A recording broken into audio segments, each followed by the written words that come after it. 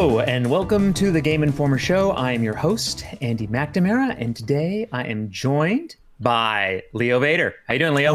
Hello. I'm doing so good. Thanks. So good. Excellent.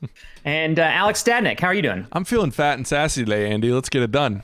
All right. All right. Some sass. Yeah. I'll take some sass today. Yeah.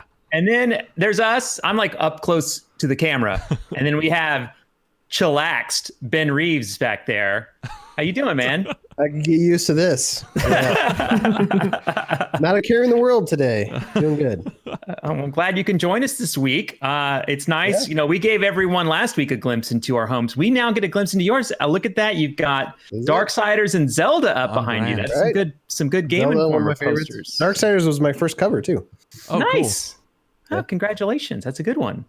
I actually have that exact same art in my basement as well. It's above my fireplace. I can see it. I can look at it right now. I can't show it to you, but trust me, it's over there. It is there. Yeah. Sure. Yeah. Very likely. One of those guys came in to pitch us the cover, and they brought that art in with us, I believe.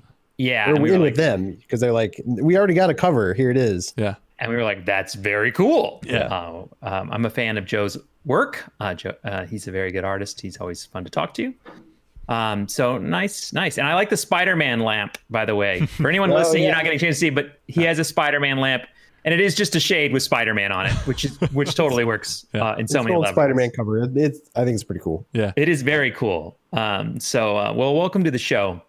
So this is we're now a good solid week in on this work from home quarantine action. I think everyone in the world is dealing with this, except for some of the heroes out there who are still working. Correct. So we want to make sure we tip a hat to those people.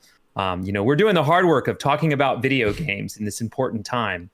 How you guys holding up? How you feeling? Good overall. Yeah. I don't know. Yeah. All right.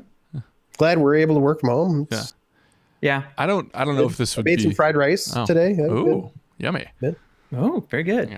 I don't know if this is true for you guys, but I've found that in the 2 weeks that this, or going on week 2, I feel like Mondays have been the hardest for me. Not in the Garfield way, but like kind of like headed back into it. It's like, oh no, this is still life. I'm still not going to the office, and I don't know. Just getting frustrated by some of the things on the news. You're used to quarantining yourself on the weekend, is what you're saying. Exactly. Normally, you just hang out at home. Exactly. Yeah, that makes sense. So yeah, it's weird. It's definitely harder to separate life and work. You know, they're more intertwined than they were before, I think, not having that separate space. Yeah. I agree. I feel like I didn't realize I was going to work more than this, and I feel like I am working more than I did when I went to work. Yeah. The other thing too is, okay, this is just totally like old man McNamara stuff. I've been sitting in this chair so much, and I don't get up and walk around the office and talk to people, and we don't do the whole like go get fill your coffee and what's up, hey, what's going on, and kind of catch up. I have been sitting in this one chair a lot. And usually I sit in my chair at work, and then I come home and play games, and I sit in that chair, and I kind of get everything. And so yesterday I totally pulled a muscle in my back, and it's killing me. So like it's taking its toll. I'm falling apart. Good Lord. Yeah. And then this morning, this is another thing. I woke up, my Logitech G software just died. So my keyboard, my lighted keyboard was gone.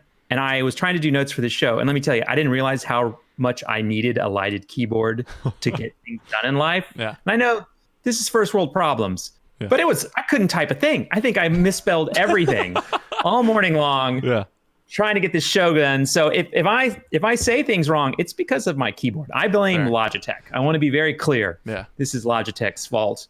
And I just like having someone to blame. So basically we're saying everything's fine. Nothing's wrong. Nothing's fine. Wrong. Yeah. Everything's fine. No fire here. This a long time ago. Yeah. I'm going to start with a little bit of news because I thought it was pretty interesting. But for this week's show, we're going to cover Half-Life Alyx. We're going to talk a little Room VR. It's kind of a little like VR wrap up because Half-Life Alyx was a big reveal that Leo wrote our review, and he played it for us so he can fill us in. And the Room has been played by Ben, and so I want to get their thoughts and opinions on that. Also, too, last week we talked about the PlayStation 5 hardware reveal, and a lot of people in our comments, which I went and looked at and read, and I tried to interact as much as I could, as I do every week. So please make sure you comment. like, subscribe, blah blah blah, was that they felt like, number one, that PlayStation presentation was awful, and I think we should discuss that some. And they felt like they really were hung up on numbers and some other things like that. So I kind of want to just dissect it from our own kind of personal experience, and just some history that I have with hardware launches that I think could hopefully bring some perspective. And also, too, by the way, because we always get this, we were blamed of extreme bias, and we will hopefully address some of our extreme bias in the talk. And somewhere Leo's disappeared. Leo's back. Thank God. Yeah. All right. That's funny because I was literally wearing an Ori sweatshirt, Microsoft exclusive, and being accused of Sony bias last week. That's interesting. Yeah. Yeah. And I just finished Ori and loved it. Love that game, by the way. If you haven't played it, it's so good. Yeah. So good. So this was a bit of note. So IGN has this show called Unfiltered with a friend of mine, Ryan McCaffrey. He's a great guy. And he sat down with Chris Remo and Robin Walker to talk about Valve, about Half-Life. It's a good show. Check it out. It is so good. But one thing I want to bring up is that in this, he asked them about Left 4 Dead 3 rumors. And this is the response they gave. We did briefly explore some Left 4 Dead next-gen opportunities a few years ago. We are absolutely not working on anything Left 4 Dead related now and haven't for years. Oh, God. I brought this as a dagger for Alyx. I literally, this is like, do you remember when that guy pulls that heart out in Indiana Jones? This is what I'm doing to Alyx. They literally, that feels like a personal attack. I love Ryan McCaffrey. I love Valve, but I feel personally attacked by this news. Oh, no. Did they say why? I think they said just to spite you, I think is what there was an asterisk with that information at the bottom. Yeah. So mission accomplished, right? I feel spited. Like. Oh, no. Yeah. Yeah. That news I thought was a good segue into talking about Half-Life Alyx, which is a personal attack on myself, I feel, because I don't have an Index. I don't have a Rift. I do have a Quest, and you can get a link cable to play through that, but I would have to rearrange a bunch of stuff to play it. So basically, I'm living in fear of missing out. I'm mad it's not on PC. I'm upset that I can't play it, and I'm upset that I refuse to spend $1,000 to buy an Index. I don't know. I'm sure there's other people out there because they're not making Left 4 Dead 3. That's why you're because they're really not making. Yeah. Well, I'm mad because they're not making Half-Life 3. Now, that said, I'm being a little dramatic here, but I think Leo has actually played the game, right? And I think that's what we're going to see with a lot of people who have played the game and a lot of people who haven't played the game. And before we talk, one of my friends, Adam Orth, said on Twitter that he just played the first hour and that Valve just left a smoking crater in an entire industry that cannot be ignored. That is some crazy praise. And Adam worked on Adrift, so he's a big VR advocate. He plays a lot of VR, so it's a thing that he's definitely into. But big words. And I've seen the game get a 10 from some outlets. Some perfect scores have gone out there. But Leo, what did you think of Half-Life Alyx? Not a 10. Ridiculous. I give it a 9. I adore that game. A 9 out of 10. Oh, 10. Yeah, people aren't wrong to not want to pay $1,000 on top of their expensive PC to play a game in a series that they've played every game before. Not like that. But I think, it's for the greater good. The greater VR good. needed something like this. What is the greater good? Tell me what the greater good is.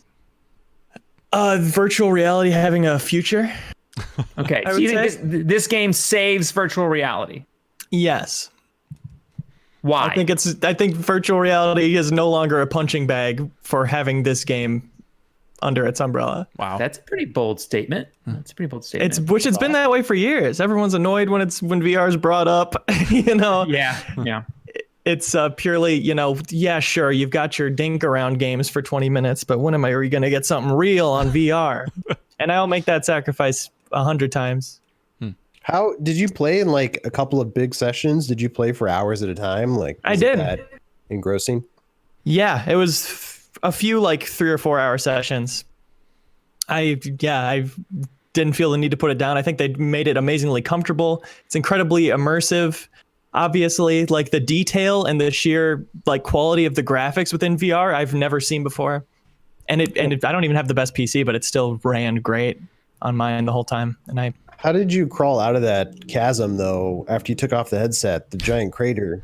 How did you get out of that? yeah, you can use your hands and pull yourself up. Oh, the gravity hands. Yeah. So what is innovative about I mean, it looks good and you're saying it's longer, but what is innovative? what changes the dynamic of how we view VR? It's a wonderful story with wonderful set pieces that are exciting and terrifying in VR in a way that they wouldn't be when you're just looking at a screen.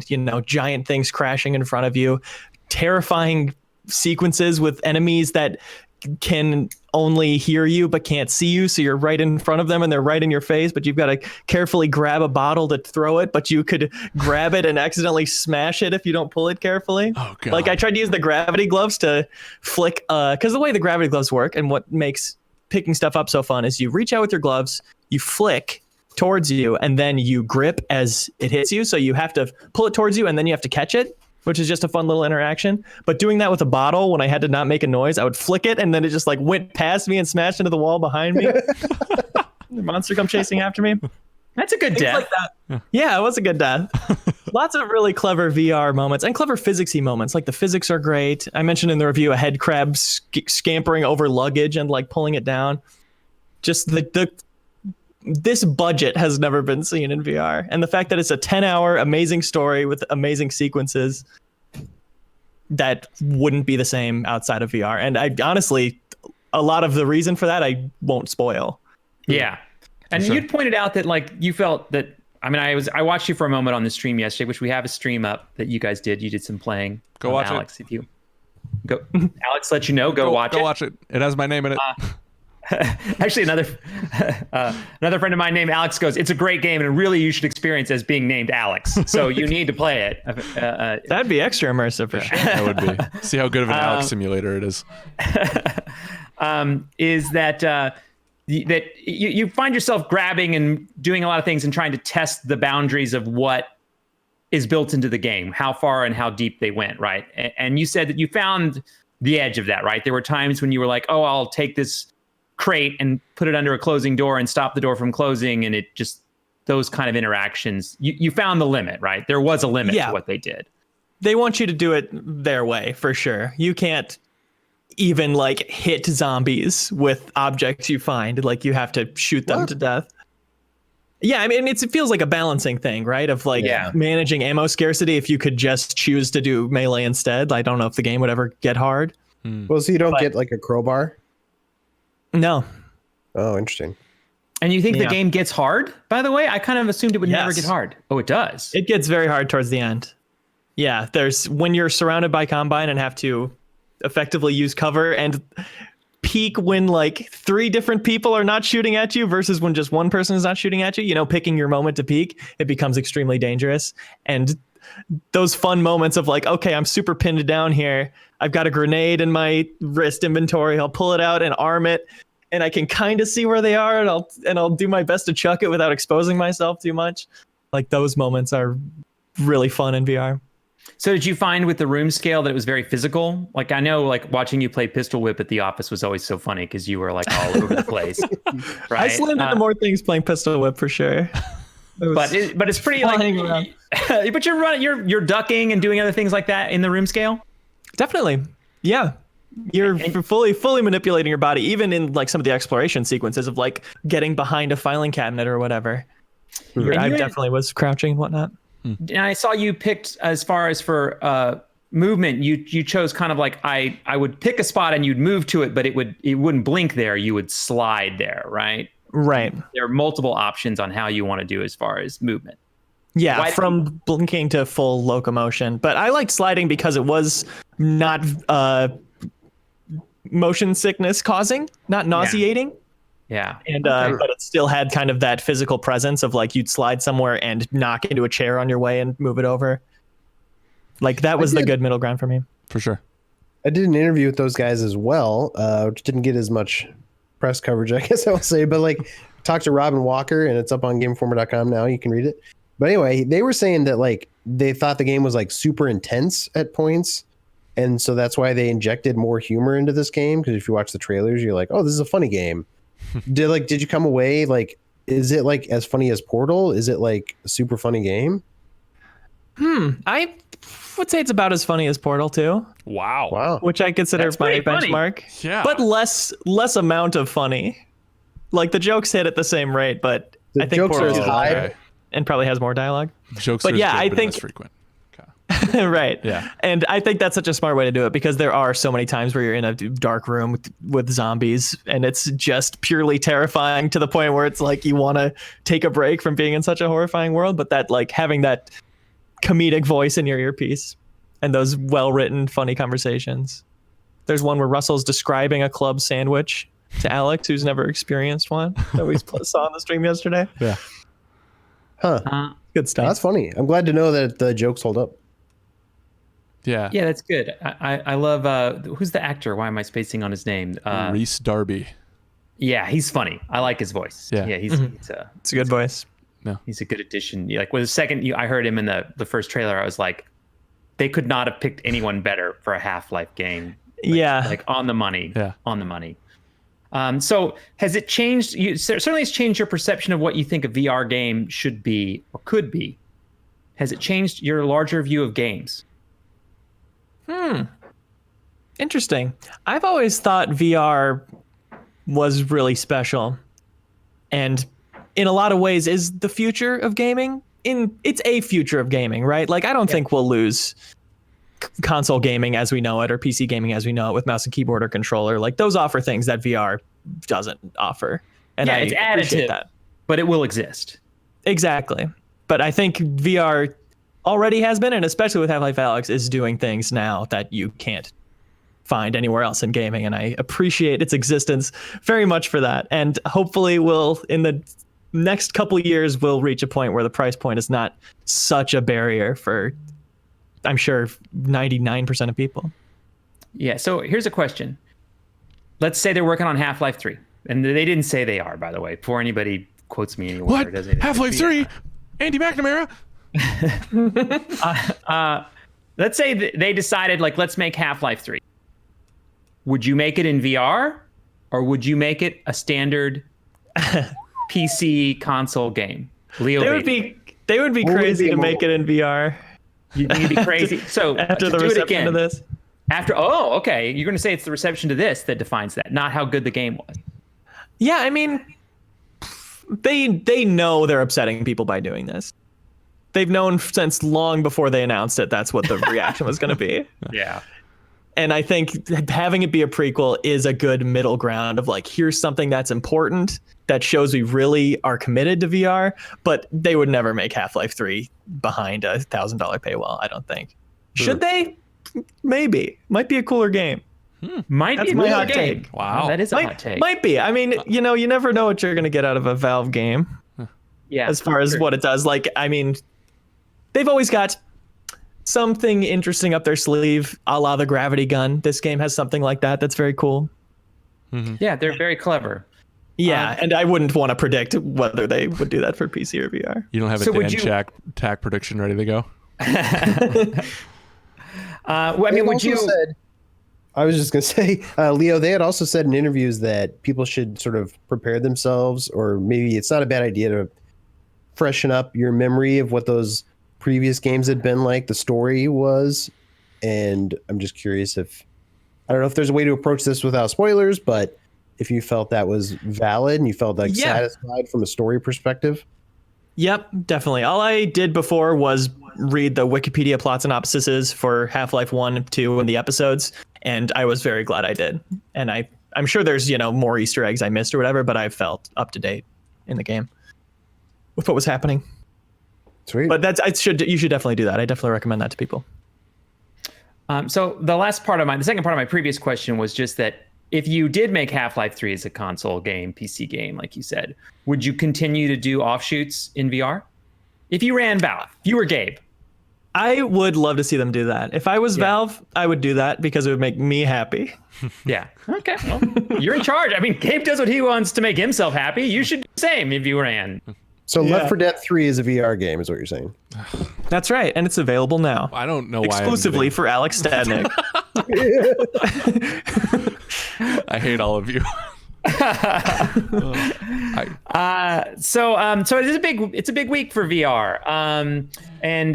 Half-Life is out. Oh, and by the way, I should mention one other thing. That Valve stated that they believe that the modding community will create a version of Half-Life Alyx that can be played without VR. Oh, interesting. Interesting statement. Yeah. I'm sure they will. I would Valve would just do it if they. It can't be as good. Yeah, and exactly. I'm with you. Yeah. Like They had also said previously is like, oh, you couldn't make a normal first-person shooter out of this game because it just wouldn't function the same. Hadn't they said that before too? yeah, I don't know. Yeah. I just read that line and I was like, I thought it was worth mentioning. For sure. Huh. And I'm with you. I kind of agree that it seems like if it's a VR game, it's a VR game, and you can't really that way. But yeah, maybe. Yeah. I do have one question kind of before we move on to the next one. Do we think, because I'm sure we'll see sales numbers at some point, or whatever we get for sales numbers, Valve will say if it did well or not. If this destroys it, like kills it and sells, however many copies that they deem as success, do we think people like Microsoft or Sony like take it a huge IP and take that same risk? Maybe not in the way that it's a numbered sequel, not like Halo Infinite being a VR, but like a Halo prequel. Like, do we think that is a possibility? I know Microsoft said they're not interested in VR, but like, is this going to open the floodgates for a Ubi or someone like that? Yeah, I could see Sony getting into it.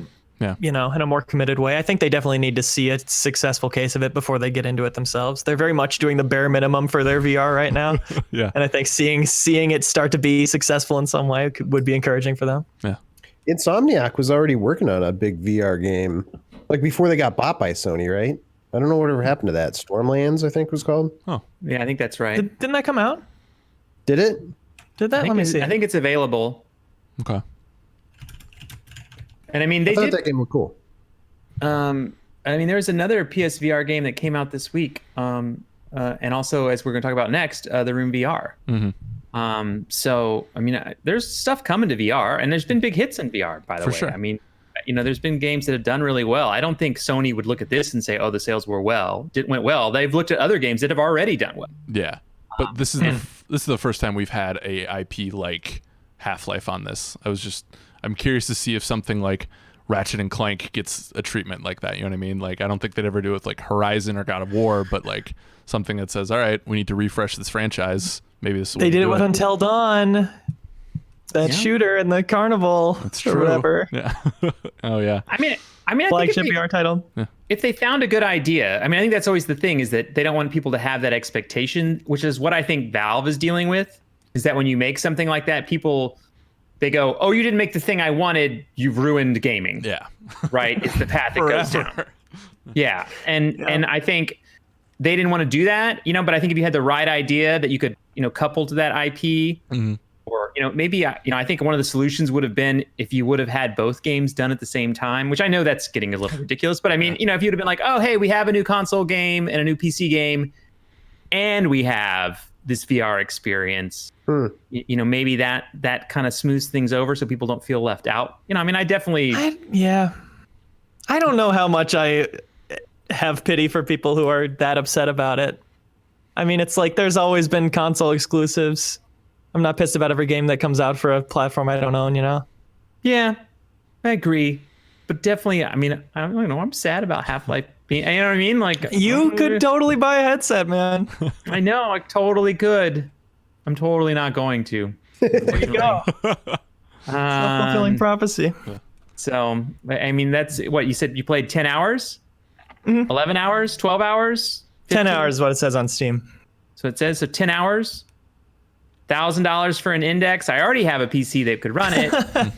Yeah. But that's $100 an hour. That's a lot. And I gotta buy the game never too. Play another VR game, then don't. I guess that's true. I'm oversimplifying my math there. Fair point, Leo. Thank you. Also, Rec Room is free, so that offsets your cost. Right there. Yeah, that's a $500 discount. Just boom. Right, exactly. Right there. Yay, math. So Ben, you have been playing the Room VR. I played it last night too, by the way, for a bit. Oh, did you? Oh, cool. Yeah, I'm curious. Didn't know what you thought. I actually finished it. So Ooh, nice. I had a fun time. Kind of like Leo was saying. I guess I haven't played enough of Half-Life to compare the two, but I mean, to back up, maybe like The Room is like, I really love that series. It's like a mobile series that's like a puzzle box on iPads or like Android devices. And so this is their first VR game. And I think it's really cool. Like, it's like the presence you have. That's what VR is cool for, is like presence, like making you feel like you're in a place. And like they do a really good job of putting you in these like really creepy environments that are kind of Cthulhu inspired. And I really enjoyed wandering through and solving puzzles. It's all about picking stuff up and manipulating objects and solving puzzles and seeing how things connect to other things. It's kind of like an adventure game in that way, adventure/puzzle game with horror elements. But And you played it on Oculus attacked by Quest? anybody. What's that? You played it on Oculus Quest? Yeah, and you can play it on a Quest, unlike unlike Alyx. That other game. That's cool. Well, Yeah. Alex, you can. You just need a cable that you Yeah, plug that's into true. it. You can do it. And I even saw some outlets saying that they felt that was the most economical and best way to do it. If you wanted to invest in it to get to Alex, that it was, by the way, I should add a serviceable experience. I mean, it's not the top end index and like the highest resolution, but that it's good. I should say I played it with the Oculus Touch controllers. So the SKU I bought was $800, but it's the same controllers you'll get with the Quest for $400. So if you get that and the cable, you'll play it like how I played it, and I loved it. Yeah. I think those touch controllers are totally serviceable. Yes. Yeah. Thank you. That's good for anyone who's exploring it and wants to spend the money. That, we want to make sure we give you that information. Yeah. So I played it last night, and I loved. Like, I will say this: the Room on iPhone, or on mobile, I should say, is one of my favorite game series. Like, whenever one of those come out, I hop on it, go to town. On mobile, it tends to be very much like I always look at like a puzzle box. Do you know what I mean? Yeah. Like Hellraiser kind of thing, that you're always trying to like kind of poke and pull and turn and try to figure out how you open things, right? And there's something, I don't know, I really enjoy about that. And last night I only did kind of the first 2 or 3 rooms in the Room VR, but it's that same thing, but it's got a more scale to it, in that like I would go to one desk, solve a puzzle there, get a piece that I'd be like, I don't know what this piece does, then go check the other 3 or 4 points in the room and be like, oh, okay, I can get this to work here. And like kind of the puzzle would be the room at this point, which is a little bit different, takes a little bit more moving around in the space than like you would on the mobile. But it's not necessarily bad. It gives it definitely has a bigger scale than you would on mobile, right? It feels bigger. Right. Yeah. Which is what I dig about it. They do some cool things. There's even a point where you like shrink down and like can go inside things. And so you just get a really good sense of like, oh, here was that room I was in, and now I'm like shrunk down to like the size of an ant and I can see it and it's giant. So it's just kind of like a cool contrast there. And then you're solving puzzles, or you're like trying to like, for example, this doesn't exactly happen, but like you might wander into a door and a lock, and then try to like pick the lock. So stuff like that they do that I think is fun. Yeah, cool puzzle solving. Yeah, exactly. And they do a great job. They have this lens that you pop up and you kind of look through a different lens to see the world in different ways and to solve puzzles that way. But I think one of the interesting things there that they've done on all their games is that they have a pretty active hint system. So they really make their games to be finished. So even though they're puzzle based, it starts to be like, hey, there's an answer and it's right here. You don't have to go like search anything. You can kind of just look for the hints, and the hints start easier, or I should say harder, and get easier, as far as like being more clear as to what you should do. Yeah. I've definitely tried to avoid them when I play, but I've had late game where I've been idea where it goes, and I've used them. And they scale. I mean, it's the kind of like pretty gentle moving you towards a place where it's like you might have a cog, let's say, and has like a square nub on the back, and you're like, well, I know where that goes because I saw the nub back there. But if you hadn't seen where it goes, your hint might be like, hey, you should go check out that water fountain over there. It just kind of like leads you the direction you want to go, rather than like outright telling you what the solution is. Yeah, which I think is. And I'm definitely going to play more tonight. I'm looking forward to it. I got my headset charging. Going to get back in there. the back things, like, I don't know. I didn't like the sit version because you can sit or you can stand, and the standing. Oh, sure. Yeah. And I will say it is like scary, like you were saying with Half-Life, like you're in a world that's very creepy and there's some stuff going on that you're like, I'm not comfortable with this.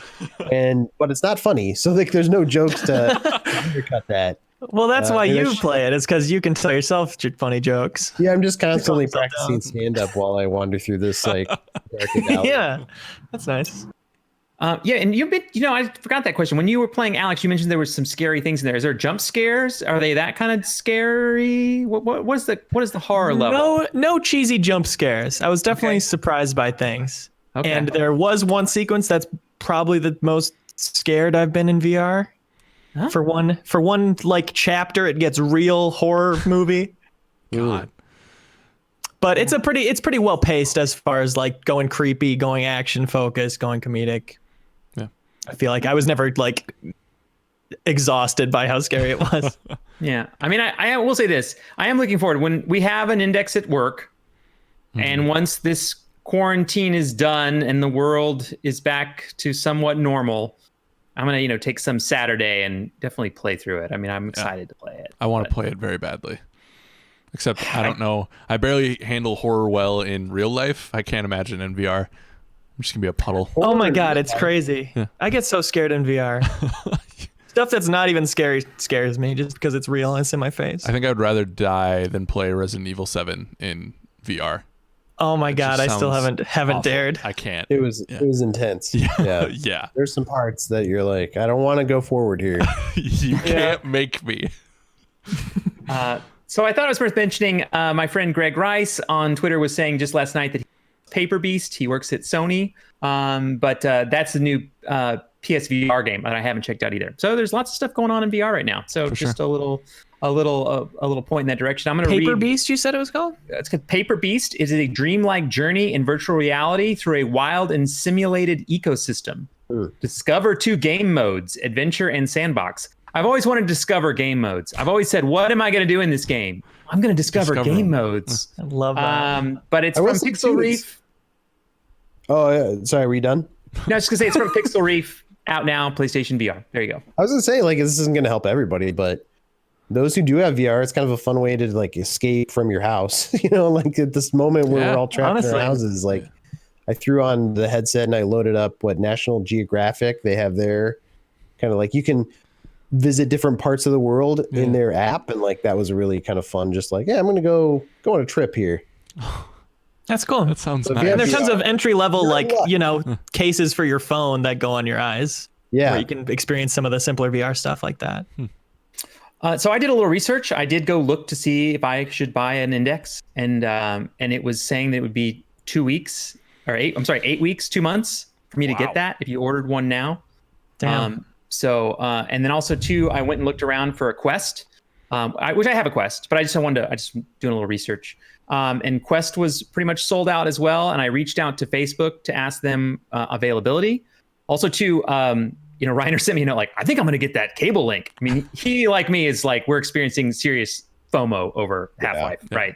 And he was like, I'm going to go order one. And then he was like, it's sold out. I'm like, of course it is. Yeah. So the link cable is also sold out. 5 meters. So you have to be within, it's not that long, but it's somewhat long. I mean, that's what I'm saying. If I did it, I would literally need to move my PC right here to the middle of my living room for me to be able to play Half-Life. Yeah, that sucks. Do we think that's because of Half-Life or because it's combined with the current situation outside? And by the way, I think this is brilliant. I bet it's both things. Yeah. I think hardware has been hard to come across. I mean, they've been selling out of Quests, is my understanding. Like they hit and they're gone. Okay, gotcha. Right. And Rift, I'm imagining it's because it's newer and it's more complex. I mean, it is like kind of. The Index is like the top end. Like, and that's not what the Quest is. But the reason the Quest is easy to love, right? And we've talked about it on the show before, is that it's self-contained. You don't need you don't need to set up any cameras. You just headset, put batteries in the touch controllers. Yeah. draw a line on the room so you don't run into walls, and you're good to go, right? Yeah, I was definitely missing some aspects of the quest playing with my Rift at home, no question. So that's really great. And so the solution being like they knew people, they wanted, Valve wanted to get Half-Life Alyx to as many people as possible. This is a solution to it. I'm sure they worked with Facebook to find it. It's better than nothing, right? I'd rather buy an $80 cable, right, and be able to get it done. But it isn't an $80 cable. That's a crazy sentence. Yes. Yeah. There's some third-party solutions out there. I was looking into it as well. Like, there's some third-party stuff for like $30 or something, but I heard some mixed reviews on those. So For sure. Exactly. Get So you're going to spend careful, I guess. $80 just like everybody else, and yeah, I that's mean, why you it's probably sold out. should buy but also Yeah. it's sold out. So it's like I don't buy it, or I buy this. Take my chances with the third-party one. Yeah. Exactly. This is all your fault, Valve. Just so you know, this is your fault. You took Left 4 Dead from us. You're making cables like this. Where's in the Valley of the Gods? Where is it? So I just emotional want to today. read a quick note on Quest availability. Like other companies, we're experiencing some impact to our hardware production due to the coronavirus. We're taking precautions to ensure the safety of our employees, manufacturing partners, and customers, and we are monitoring the situation closely. We are working to restore availability as soon as we can. A Facebook company spokesperson. Yeah, I mean, I'm sure you can find one if you really want to. I'm sure PSVR is probably a little bit more available if you want to get out there and do that and explore. I think the hard part right now is how do you get one? Everything shopping is all pretty much online or pick up. So stay safe, everybody, if you're really trying to track something down. Any other VR comments from you guys? Is there any titles you're looking forward to on the horizon for people who who are jumping in but then don't know what to go to next? They're all kind of hitting here for me. I mean, I was excited about the Room VR. I've been excited about the Room for a while, and excited about Alyx, which I was going to play at the office, as I said. Yeah. But I mean, over and above that, I guess I don't have anything other than just play more Beat Saber, Pistol Whip. Iron Man Kinda VR. Yeah, You guys feeling that one a lot? Yeah. It's I'm May hopeful for that one. May 15th. I I've think. heard good things. Yeah. Are you feeling it, Alyx? I like you, I was looking forward to playing this in the office, but yeah, I was like, now that I have access to, once this is all over, when I have access to a VR machine, I'm definitely going to dive into Alyx when I can, and Iron Man VR. I'd like to live out the Tony Stark fantasy, the PG version of it anyways. Yeah. You basically are working from home, doing tech stuff or streaming. Yeah, you got that little arm thing. Does that move around on its own? Yeah, that's like Jarvis, you know? I am Yeah. Iron Man. Ben's jealous of your super technology as he holds his mic really am. back. These are the arms I got, baby. Big tech. Next we're going to talk a little bit about the PlayStation 5 versus Xbox Series X, which seems to be a discussion that everyone is having.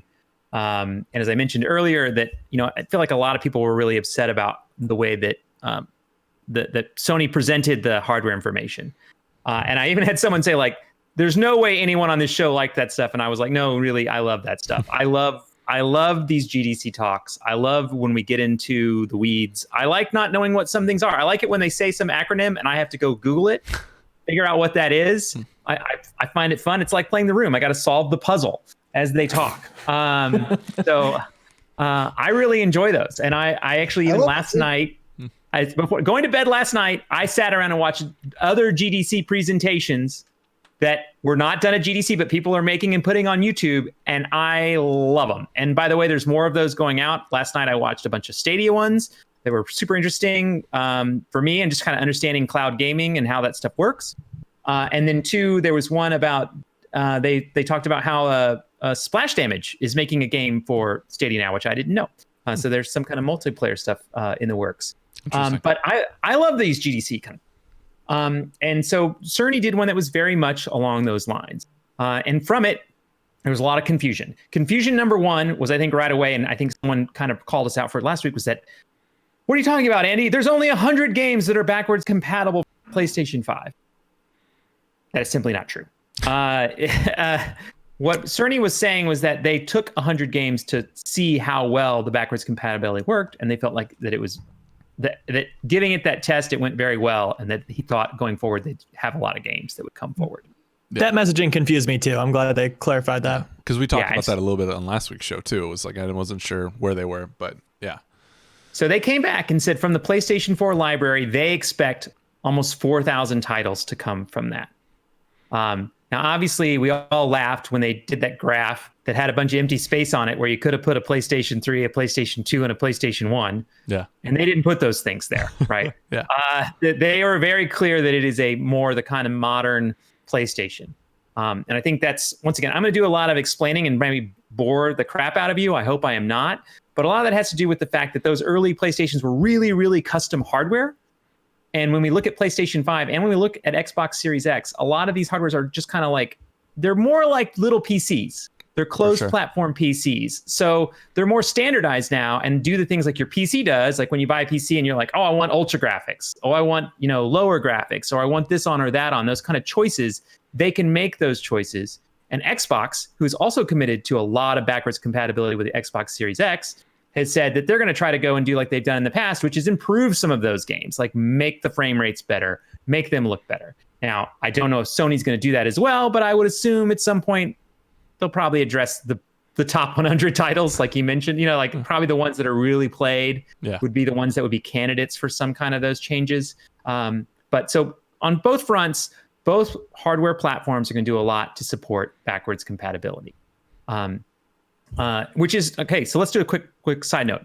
Does this excite you? Is backwards compatibility super important to you for your next generation, for your new generation? When you open your Xbox Series X box or your PlayStation 5 box and you're like, woo, I got new hardware, and you're hooking up to your TV, you're like, yay, it's backwards compatible, right? Is that you? What does that mean to you? It's not me. I mean, it's helpful for that like first year when I'm still playing some of the old school titles, but I don't know. I don't think I've ever used backwards compatibility. I don't say never, but I rarely used backwards compatibility, I should say, in previous consoles. For me, I'm close to Ben, but in that it's not something I'm jumping up and down for joy with, but I'm also like, I think it needs to be there. You know what I mean? I like having that ability to play those games that I spent hundreds of dollars on in the last generation, and I'd like to have that all within that ecosystem. So to me, it's more of like kind of a utility that I think needs to be there, but I'm not like losing my mind at E3 when it was announced. But I think it needs to be there type of thing. Yeah, I am not, certainly don't expect it, but I think it would be great to have the new system be one that can sit under my TV and make my whole library relevant. Yeah. I feel better about it being the one box under my TV versus, I have to dig out anything else to play any old game I want to. Can you guys, what's your feedback on this idea I just had? The PlayStation Classic, obviously nobody wanted it, trash. What if they did the PlayStation Classic, but it was a small system that could play PS3, PS2, PS1 games? It had a disc reader, but it was smaller with modern technology, but could play all those systems only. And it looked like a PS1? Sure. Would it be? I would assume they're going to put all those on PlayStation Now. That you're going to stream those games. I'm going to assume that's going to be, they're going to say all those games are going to be available on PlayStation Now because they can build server farms on the cloud that would be built to the PlayStation 1 architecture, built to the PlayStation 2 architecture, built to the PlayStation 3 architecture, and all mostly natively and then through some emulation, I'm sure, deliver those products in a satisfactory way. No. Are you saying though, Leo, are you saying that instead of it being like the SNES Classic where those games are preloaded on an emulator, you would have that disk drive to put in whatever game you wanted? Yeah, the games that we own still, you know? Oh, yeah, that's true. I mean, I love that. I just think they would... there's too much money on the table elsewhere that I think they would probably go the other route, but like I think that's a great idea. Yeah, that is economically shooting themselves in the foot, I think. Yeah, I do like your idea too. I mean, that's why we like what is it, the retcon? You know what I mean? It's fun to take our old cartridges and play them, right? And have a way to do it. Yeah. I'm sorry, what was it? The Retron. Retron, thank you. Yeah, my bad. Analog too has stuff like that. Which is a lot of fun. And yeah, you don't want to feel like you've lost an investment. But maybe both, and maybe they'll do some more classics. Maybe they'll do some more classics along the way. And I still think too that we have a lot of services to talk about that they're going to talk about in the future. I mean, this was just a hardware talk. I could see them taking maybe some cues, like you mentioned, from Nintendo. You know what I mean, Alex? You know, like, hey, here are some games that we did get ready. Here's a bunch of old catalog. Yeah. You know, Ridge Racer. You know, that people could get excited about. Yeah. And it'd be a really easy selling point for PlayStation Plus, right? If they just have, hey, we're giving 5 old games with the subscription every month. I 100% think that when we talk about when we get to services with PS5, whatever their Game Pass is going to be, that's going to fill in that lower part of that graphic, because they can't not do a Game Pass at this point, right? Or do you think they're going to stay away from that? It's a good question. Everybody's doing them. Yeah. I think that sweetens the deal when you're like, all right, it's your PlayStation Plus account with, you know, your ability to play, you know, your ability to play online, your access to the free games we give, and then you have that back catalog that you can download like you do on Xbox. I think that's a slam dunk. Yeah. So I mean, I think, God, I hope the naming conventions get better, though. I really do. I was even laughing as I was taking notes for this. I was like writing stuff down, and I was like, what is that thing where the game I bought I already have for Xbox? Smart delivery. That's right. Smart Transparring, I think. Yeah, it just rolls off the tongue, right? It took me forever to get to that point. So I think that's an interesting point. I think it's an interesting that we wanted to kind of reiterate. And then the other thing I think that's been talked about a lot is the speed at which the CPUs are delivering data, right? So everyone was like, oh my God, 12 teraflops for Xbox, 10 teraflops for PlayStation, game over, right? And I think everyone's a little bit overreacting, because if you had 2 different people making hardware, they would approach them in different ways, right? So to have like numbers that exactly match up is probably not going to happen.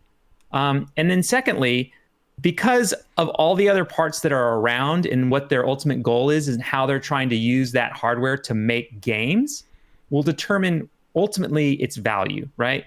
So if you looked, I'm going to use a car analogy a little bit. Like if you look just at like cars for raw horsepower, right? Like this one has this much horsepower and this much has this much horsepower, but it was on some sloppy jalopy that just was like a frame with little tiny wheels, it would not be a better car. It would be kind of a disaster waiting to happen with too much power. Now, by the way, I am not suggesting that the Xbox Series X is that. And I am also going to be blamed for a lot of... that was an interesting noise. I'm going to be blamed for having some kind of bias and that I'm trying to like make the PlayStation numbers feel better. I am not. What I'm trying to say is that... they're both going to make good hardware.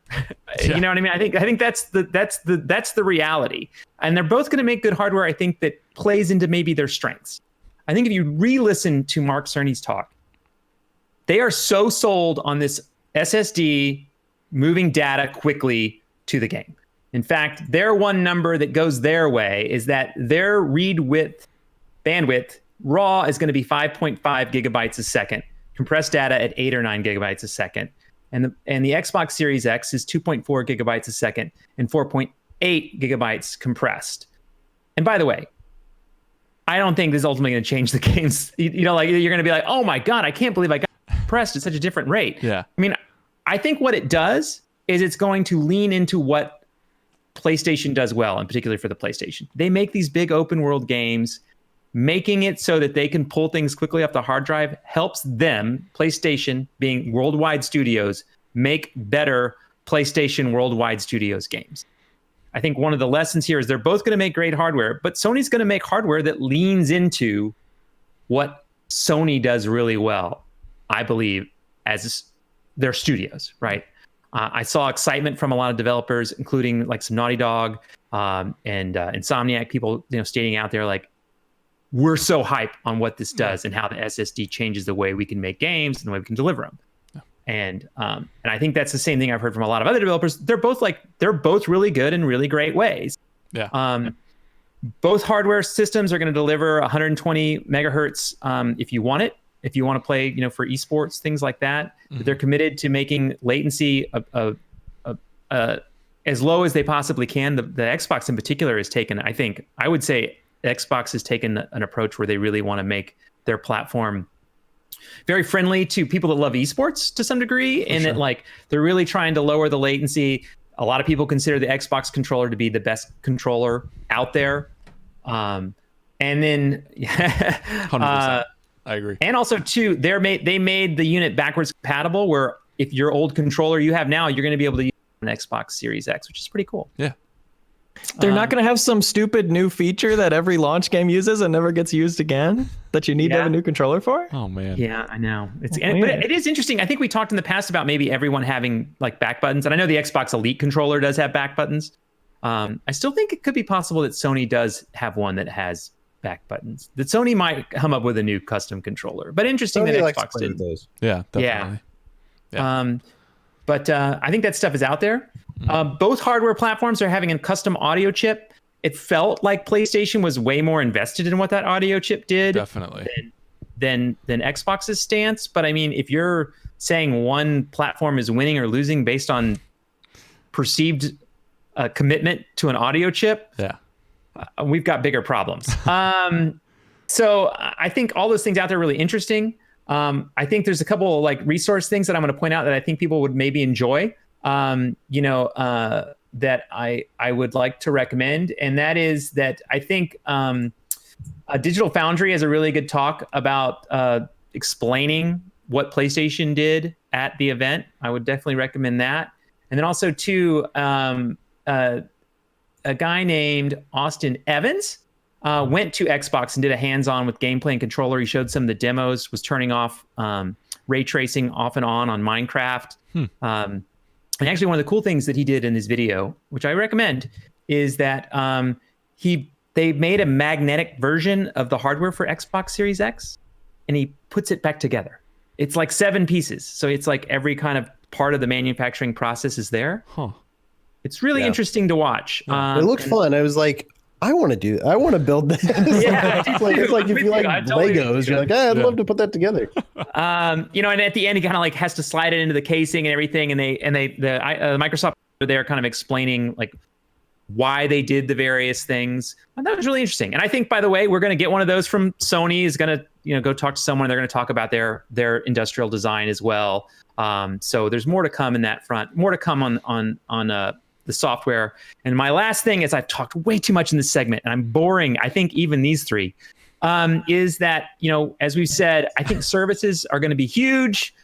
Game Pass is already a big part of Microsoft's ecosystem. We could see that, you don't even buy hardware, that you pay a monthly fee to get sent hardware and get a Game Pass, as they've done for some of the later series there. I mean, I think there's a lot of scenarios that are going to come forward and play out as we look to what these things are. And then also, too, one of our readers sent in a nice note, which was Joshua S. from Irvine, California, said that he felt like having these direct comparisons is disingenuous at this time. From what he understands, the PS5 is the base model and will be sold, while the Series X is the high end of what many outlets have reported to be in the line of products. So he's saying that without price, is these comparisons kind of pointless? I mean, we don't know their full plans. I mean, the Xbox Series X, I think, points to, and I think for PlayStation 5, that we're going to have some kind of PlayStation 5 Pro probably at some point, right? You guys agree? Yeah. Right. And there's going to be an Xbox Series Y or whatever. That they'll make improvements, because it is kind of PC based, that they can offer, much like you can get better, phones that do better as time goes on. Yeah. I guess I was hoping though that because of all the tech they're putting into these, I was hoping this would now avoid the mid console like switch that we did. Like no, it's never gonna happen. again. Okay. I think that was too successful. Yeah. Yeah. I mean, I think This is I think the it's podcast unavoidable. of dead dreams today. Yeah, why don't you go play Left 4 Dead 3 while you're at it out? Well, I just think the thing is that people expect, their hardware to move forward, and for some people it's really important, right? Like they want to get that next step, and they want their games to look better, they want their games to perform better, and if they get that opportunity, they want to take it. Yeah. And so I think that's good. I don't mind it so much. Xbox has made a commitment to having games work across platform. Sony has not made that commitment. I mean, I think it's very clear that Sony's making PlayStation 5 games that are only going to work on PlayStation 5 because of the use of the SSD integrated into how they're doing things. But I think it's interesting. I mean, I think it's interesting that we get to see that kind of move forward midway, because technology moves so fast. So I hopefully I've given you some ideas as to kind of like, some perspective on this. I know everyone's gonna be like, Andy, you're just the worst. I can't believe you're such a mobile fan. And I'd like to point out, I play most of my games on PC. Just to be clear, is where I play.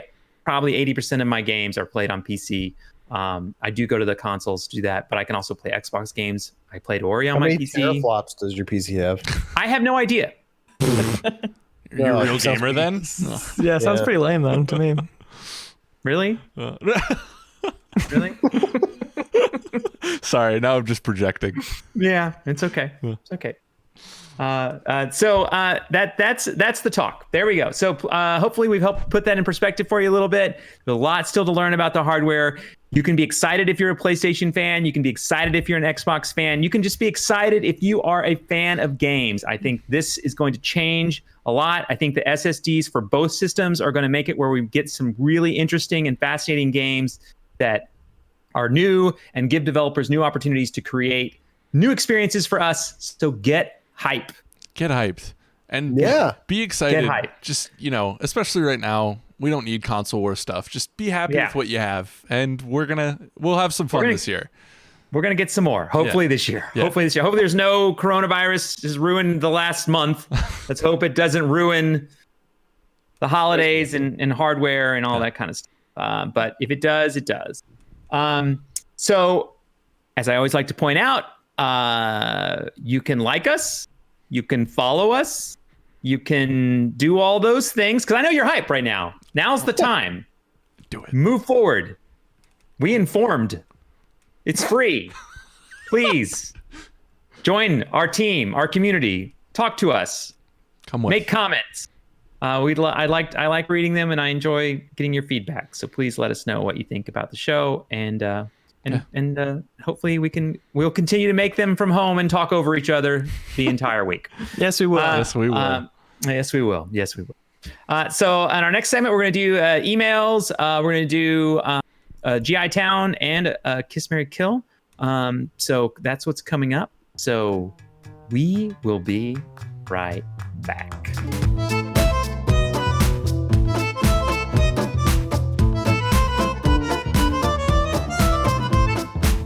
Hello, and welcome back to the Game Informer Show. I'm your host, Andy McNamara. In this second segment, we are going to do community stuff, fun. Going to do a little Kiss, Marry, Kill, do some GI Town. Joining me again, because we don't change the panel, is Ben Reeves. How you doing, Ben? How's it going? Good. Excellent. Leo Bader. Howdy. Alex Stadnick.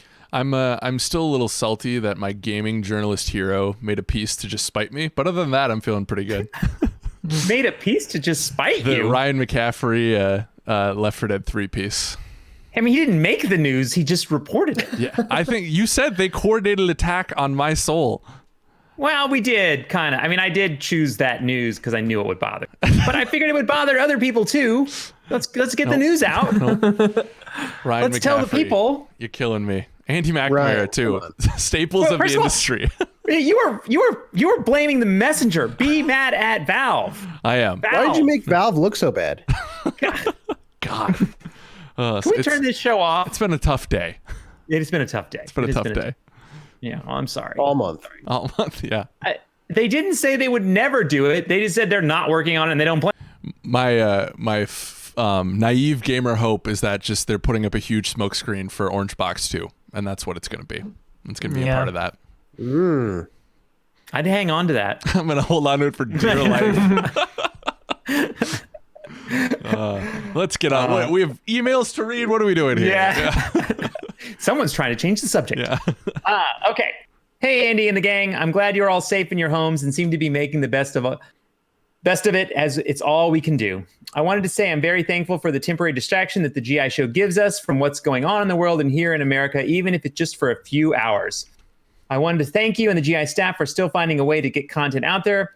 I want you all to know it's appreciated. Be safe. Craig from Ohio. Thank you, Craig. First of all, too, thanks to everybody out there. And it's not just America, it's the world.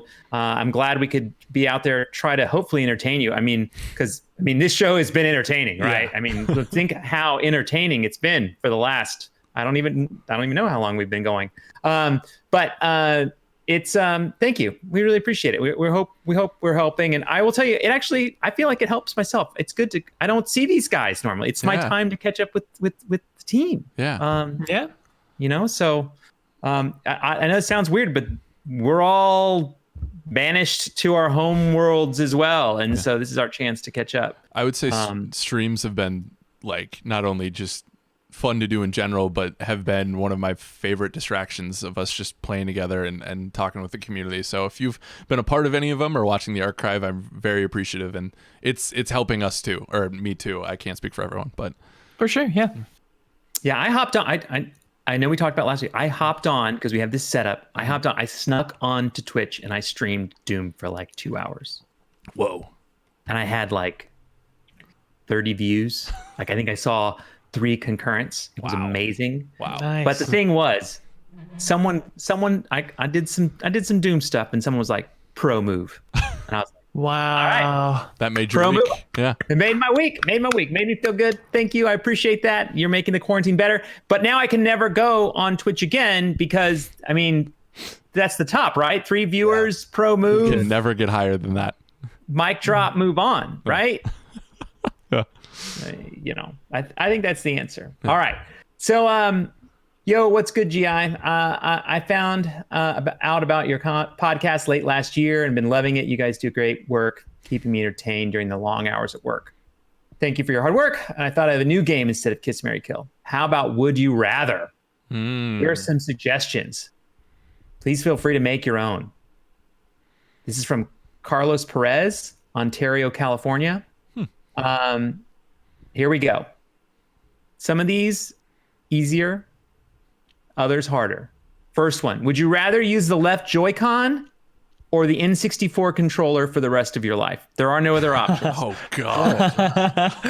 N64 controller because it has more buttons, right?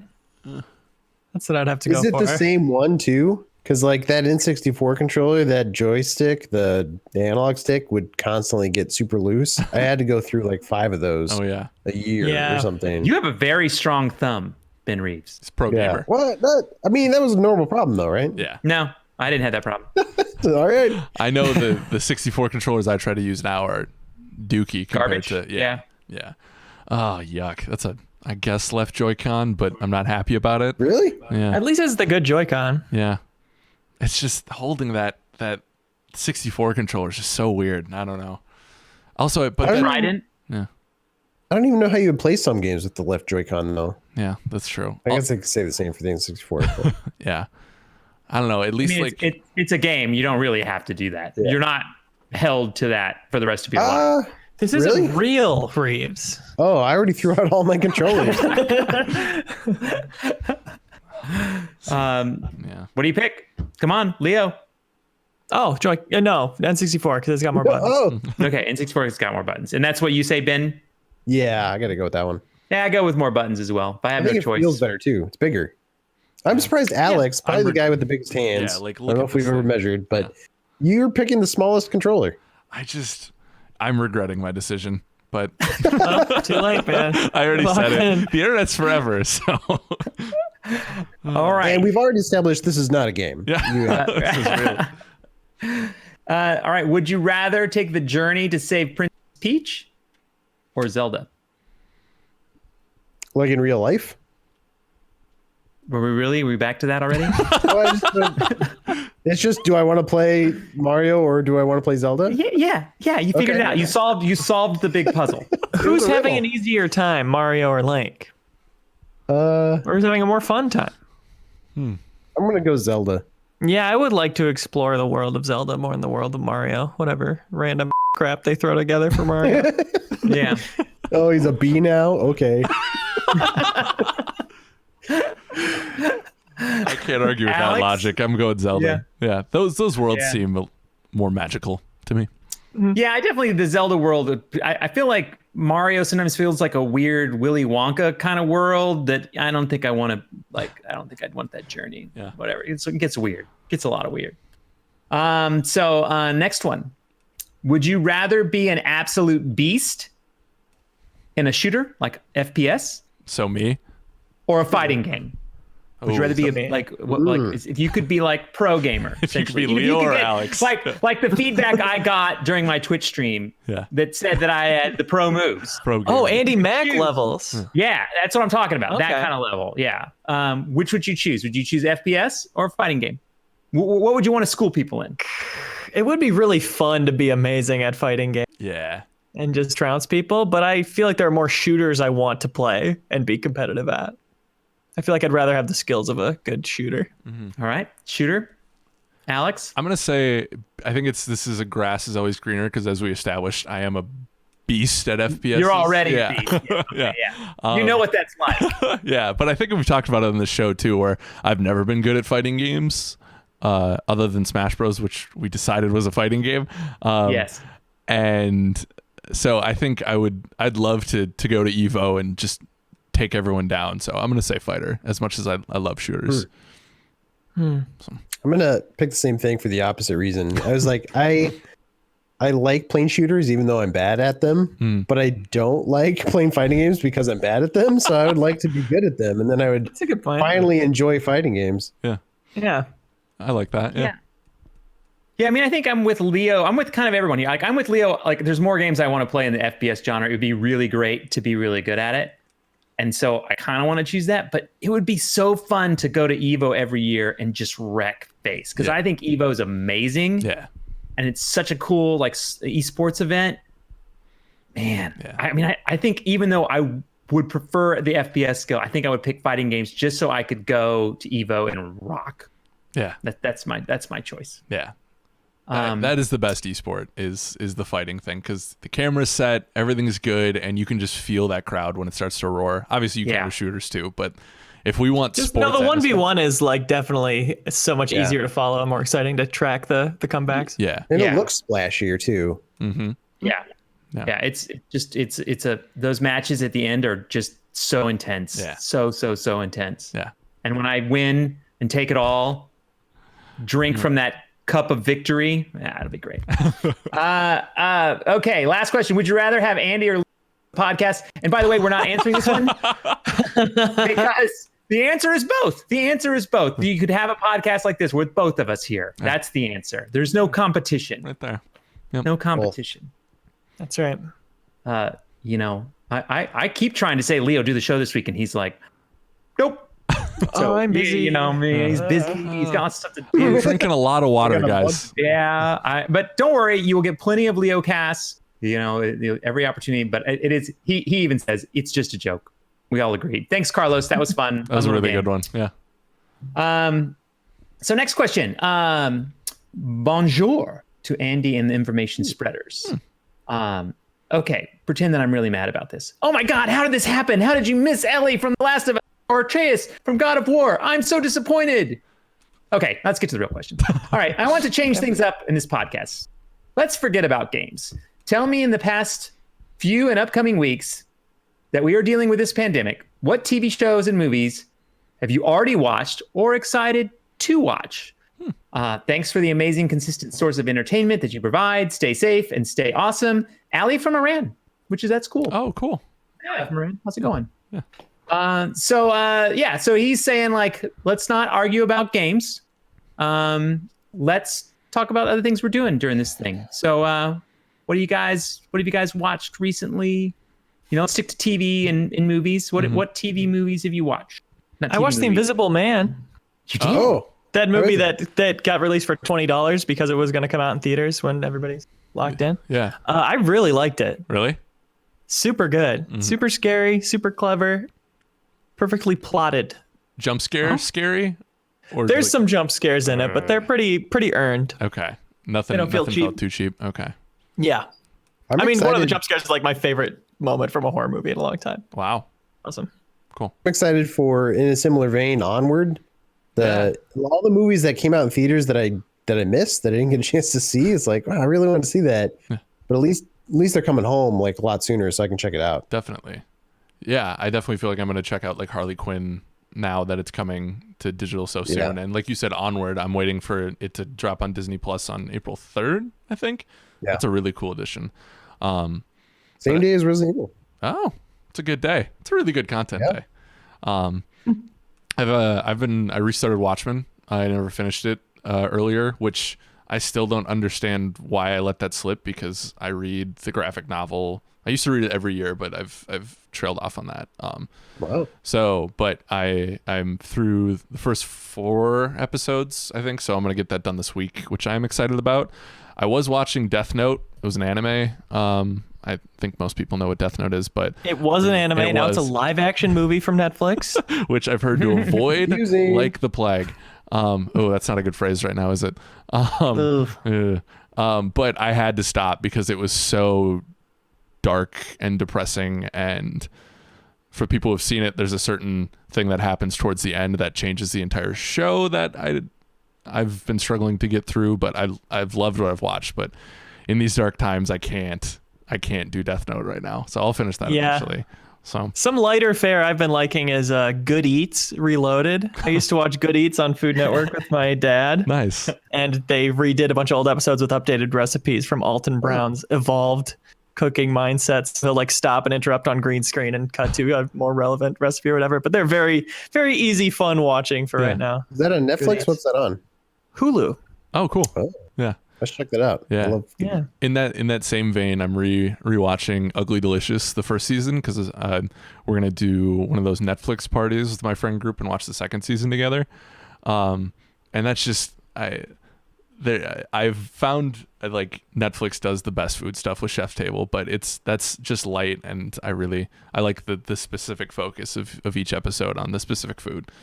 So have you watched Salt, Fat, Acid, Heat? Yeah, it's so good. Yeah, she is so cool. I'm forgetting her name, but she is such a good host for that, and I love her level of enthusiasm and knowledge on each of those subjects. That one's really good. Yeah. Also, Great British Baking Show. Very easy. Very similar vein. Very easy viewing. Yeah. What are you gonna say, Ben? Not food related, I'm sorry, but it's on Hulu. Is Nathan For You? If you guys ever watched that, where it's Nathan, he tries to help out struggling businesses. I just watched one the other night where he was helping out a pawn shop. They had a if you break it, you buy it policy, and so his solution was to like get drunk people to come into the store to like lure them into the store and like move all the stuff really close to the aisles, so it was more easy for people to knock things over. So good. And doesn't he like trick a guy into getting into a sumo suit? Yeah, he's like, hey, I'm going to a costume party. He like had him dress up in the sumo suit, and it's like, oh, hey, look, there's free pizza like on the other side of the store. Yeah, That show's amazing. I could rewatch that for sure. Yeah. Andy, how about you? For me, I have been well, one of the things I watched recently was I don't know if anybody cares. I watched F1 Drive to Survive. They came out with the second season of that. I really enjoyed the last year's season. And actually it's kind of a bummer. I was really excited for the launch of the F1 season this year, but it got canceled like every other kind of sporting event that was going to happen, but that was going to happen here in March. Yeah. If you've never really been into F1, I know this sounds weird, but it's pretty captivating. It does a great job being behind the scenes and capturing a lot of the drama, and just kind of, and also how prolific that Mercedes has been like in the sport right now, and just like how everyone's kind of jockeying and all the like crazy money they spend to like have these drivers, control rockets essentially. Yeah. It's pretty nuts. I've been watching The Expanse. I never watched. You guys ever watch that? Mm-mm. I keep hearing about it. Yeah, I've heard good things. It's really good sci-fi. It's on Amazon Prime. I highly recommend it. I'm really enjoying it.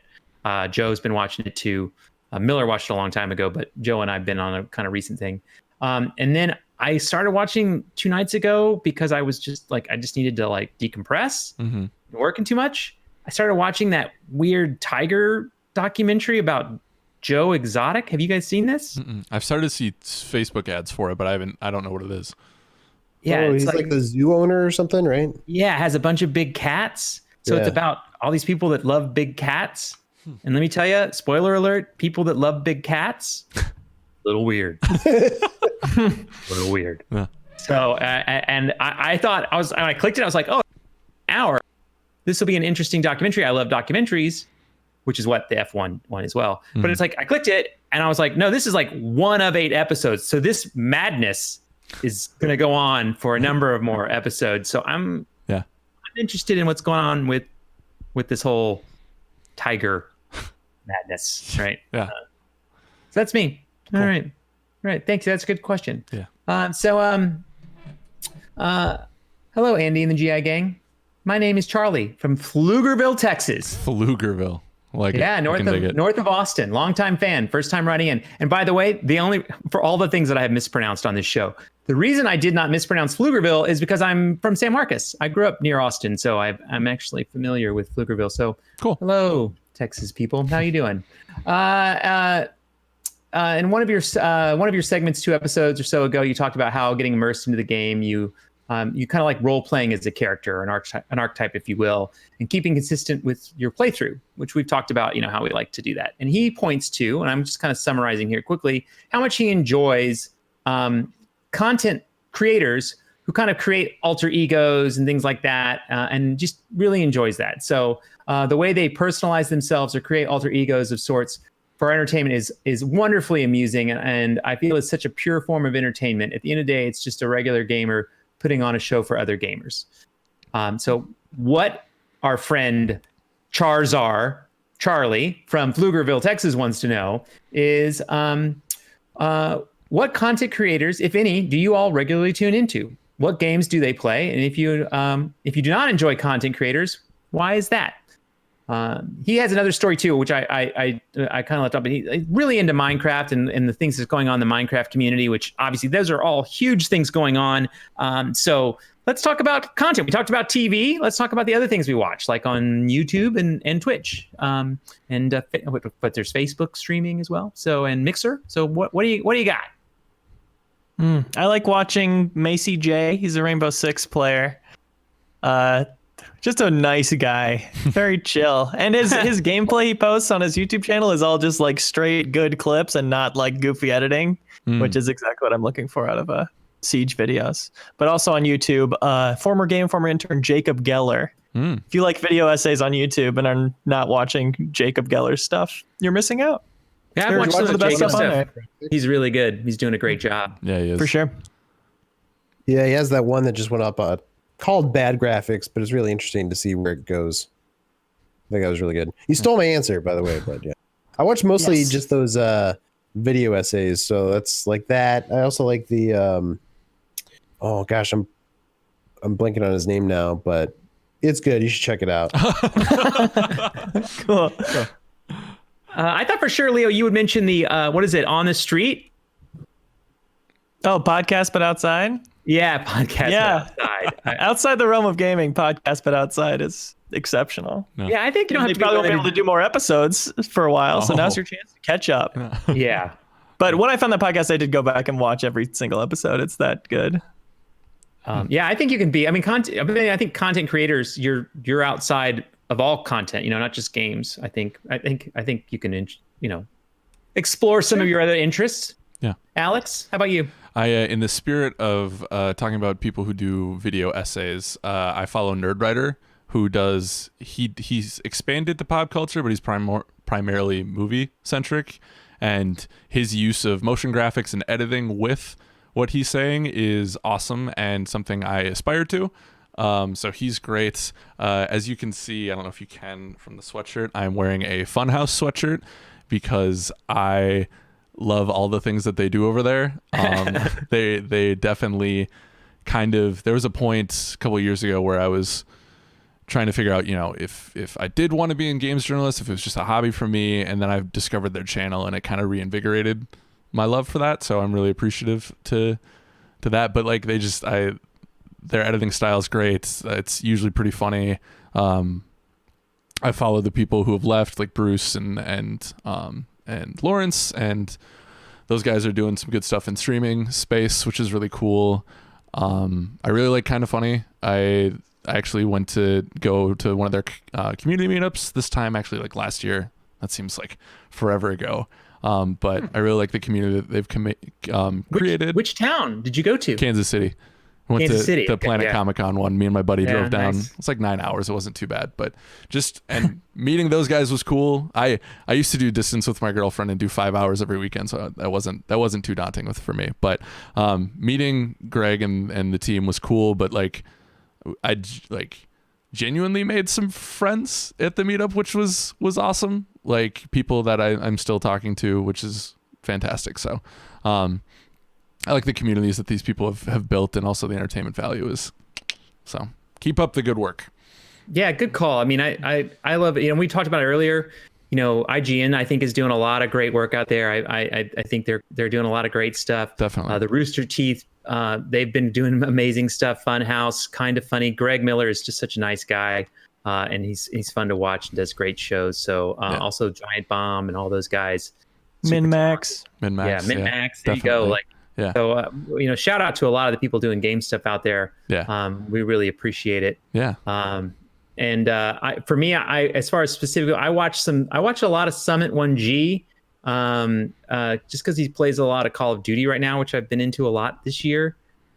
He's been playing Warzone with a bunch of other people, like he and Nade Shot, and Jack. They've all been playing together. It's been kind of fun to watch some of those things. I like those guys. Yeah. I watched a fair amount of that this weekend. I usually tend to play games and have some streams going on the side. It's fun to watch them play. Asmongold, I always kind of watch some Asmongold because he's just kind of like the WoW guy. A little Clash with Ash. I like watching the esports guys like Formal, Krem6. Just watching these guys be good. Dr. Lupo. I like watching games done quick all the time. Yeah. I love games done quick. Yeah. Like I'm always like, what are they doing on? What are they playing? And I'm in 100%. And then too, I like to throw this out there. I also, my day is a lot of games, and I play a lot of games in my free time. And so a lot of things I watch are actually outside of that. I like Rick Beto, who does stuff like kind of breakdown on music. I find it very interesting. I never knew this, by the way, and maybe I just wasn't paying attention. But there are a ton of people playing covers on drum sets out there on YouTube, and I am watching it a lot of it. So good.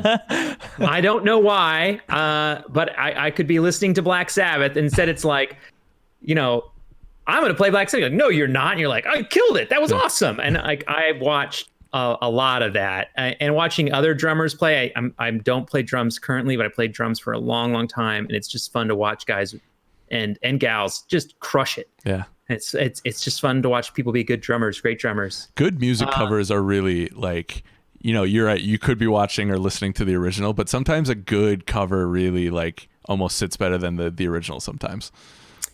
Yeah, it's close. Yeah. It's closer than you think. Yeah, it's definitely closer than you think. And it's fun to watch. Sometimes I'm like, that person is going to tear that up. That's a hard song. You know what I mean? Mm-hmm. From trying myself to play them. And I'm like, I'm so impressed with the skill level out there. Yeah. It's a lot of fun. Also, I watch this Global Cycling Network because I'm a bike nerd. Watch a lot of that. Yeah. And also because I'm a part-time sneaker nerd, I watch Full Size Run, which is another kind of sneaker show. I don't know if you guys are into that. I've watched a lot of people talk about sneakers lately. Yeah. It's, I have issues. So we all do. There we go. Yeah, we all do. Hey, Andy and the McNamara's. If you were a real band, what video game song would your headline cover be? Second thought, here's a more serious question. I recently hit Grand Champion in Rocket League, a dream 2,000 hours in the making. I started an esports team at my college for the game and have decided this is my game, esports-wise. I wonder if I'll still play it after graduation into my adult years. My question is this: have any of you ever become one of the best at any particular esport or competitive title? And do you still play it? Why did you fall off? Stay healthy. Love the show, fam. Nathan Wirtz, Fort Wayne, Indiana. I'm gonna kind of set the stage a little bit. None of us, because we're journalists, we're all gonna play too many different games and never be able to play 2,000 hours queue. But we do want to say, bravo, unreal, congratulations! Yeah. That is awesome. And Rocket League is such a fun esport. I watch that one as well from time to time. So it's good entertainment. I'm glad you found such a kind of endearing game to be a part of, and I hope you don't stop playing it after that kind of thing. You should keep it going. I mean, much like me at Evo when I drop it after I beat everybody in fighting game, right? Yeah. Like, I think being able to, rule at a game would be pretty fun. Well, not only How about that, this? he like took his passion and made something of it too, which I love. I love hearing about stuff like that. Yeah. But I do get competitive, and I feel like, I don't know about you guys. Do you guys feel like I fall off real quick? Like when I've been playing a game for like weeks and weeks and weeks, and I set it down for a week and I play a different game, I come back and I'm just an idiot, right? Like, is that just me? Like I'm like running into walls. I'm like trying to shoot people, the whole thing, right? Yeah. Okay, good. I'm not alone. Yeah. You're making me feel better. I also find for me, it's just like, maybe I'm too competitive, but like the second I lose my first match, I'm like, no, I hate this game. I don't want to play it ever again. I just like have no tolerance for being bad at stuff. Yeah. There is I guess that. the game sucks. Yeah. Apparently. Yeah, exactly. I mean, I've done that. I've been like, this game is the worst game ever because I'm bad. I've done that. I mean, I've done that. we did it in the Bleeding Edge stream today where we lost the first game and then we won the second. I was like, not bad. Okay. Yeah, Pretty fun. Not bad. Actually, yeah, this game's pretty good. Yeah, it's pretty good. I might have been a little hard on this game. Huh, what do you know? What do you know? I like how it's like Larry David all of a sudden for every game we play. So that's awesome. Way to go, Nathan. That's super impressive. Next question. Hello, GI crew. I have one simple question. If you were an action figure, what item accessory would come in the package with you? Thanks for all the work you have been doing to provide all of us with entertainment during the pandemic. Andy, you're doing an amazing job. Thank you. Appreciate it. You're a loyal listener. Ben, Mr. 12 on the YouTube chat. Oh, Mr. 12. Mr. 12. Yeah. So welcome. Thank you for the nice letter. And I love this question. Now, first of all, family friendly, everybody. Family friendly. All right. What accessory is in your action? So like when you buy, Would come with my anatomically correct action figure. yeah, correct. Get it. Yeah, you got it. All right. Just want to set the stage for everyone listening. I have an answer. Do you guys have an answer? I have an answer. Go for it. Yeah. I mean, we can all do controllers, I assume, outside of that, right? Try to. Way to go, Ben. You just ruined my answer. Thanks a lot. Well, that was going to be mine. I was like, that'd be the one thing is a controller. PC gamer, Andy? I was actually joking. I wasn't going to do it. It's funnier that way. I would say my thing would be a PC. It would literally be like a little PC. Probably one that looks like an old, like one of those Macs that were like just like a weird tube, Yeah. kind of thing. Like it wouldn't look like a real PC. It would be kind of a representation. But yeah, I think mouse keyboard, that would be my thing. That's pretty good. I'd also do like maybe like a comic book or a Spider-Man doll. It'd be kind of fun. Yeah, that would be Or a fun. Bible, Reeves. Yeah. Oh, same thing. Yeah. Yeah. Since we're family friendly. Leo? I don't know. I think these headphones, I feel like I have these headphones on 10 hours a day now. So There you go. at least. By the way, I think the answer should be your mug. Yes. Oh, that's I mean, probably makes look more at that thing. Oh my God. I think it's his head. It's so big. I can't see you guys. You blotted out the sun. Yeah, it would definitely be my mug. Yeah.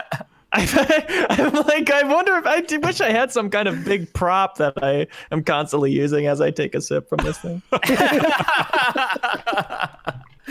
I'll never find the answer. Yeah, damn, too hard. Alex, how about you? So I think my action figure, first off, you know how Funko Pops come in like normal sized and then like the big boys, like the 13-inch ones? Yeah. Mine would be the 13-inch action figure. And then Gotcha. I think I would get, I think it would be a plane, like a small plane that you could like dock my action figure on because I love to travel so much. I think that's mine. So you're like in a pose looking heroic Yeah. on top of this airplane. And then the oh, yeah, very yeah. good. That was very Fallout of you. I think it's a good choice. No, it's tough. It's tough. I feel like if they made an action figure, I'd want one of those action figures that comes with like a ton of accessories. Oh, You yeah. know what I mean? Like a whole like selection. But we went with one. I think we did a good job there. But none of us can beat Leo's mug. I No. think Leo's mug wins the day. Thank you for the question, Ben, It's a Mr. fun 12. Mr. 12. We appreciate it.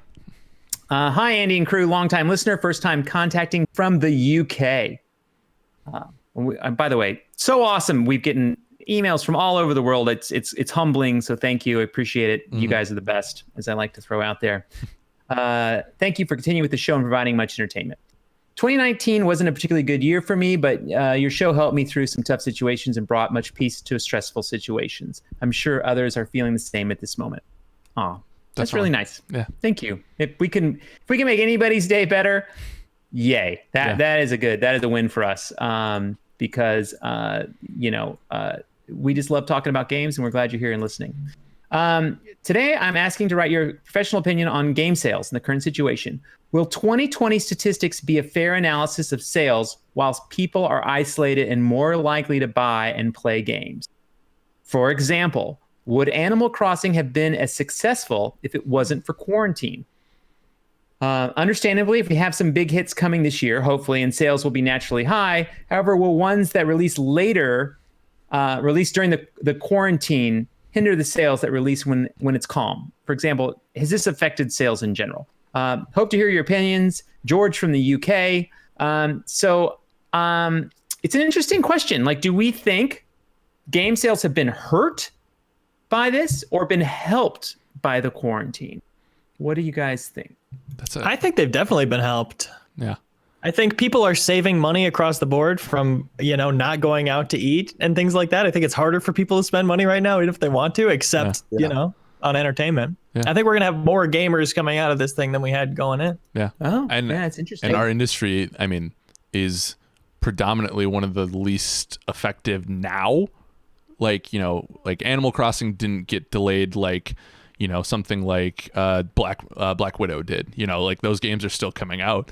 People may be consuming them differently, but we still have, our games are still coming out for the time being. So that's an interesting question. My friends and I were just having this conversation last night of some of them too. It's like, would we have got Animal Crossing if this circumstance was different? And I think a couple of them said no, but they needed something a little lighter to play. So yeah, that's it. I think yet is maybe a good operative word though too. Yeah. I think it hasn't been hurt yet, and maybe there was a boost for things like Animal Crossing where people were like, I need a game to play while I'm trapped in my house for who knows how many months. Yeah. But as this continues, as the economy continues to tank, people will have less money, and so I think it probably will eventually affect the industry in the long term. Yeah. Unfortunately, but we're not economists. Yeah, we are. Yeah. No. To be clear. Yeah, correct. Wait, did anybody think that? Yeah, I'm not an economist. I'm the economist, right? Yeah. That's what I thought I worked for. I'm going to take that off my business card. I don't know. Yeah, video games are going to save the world, right? We're all going to buy video games. Economy, great.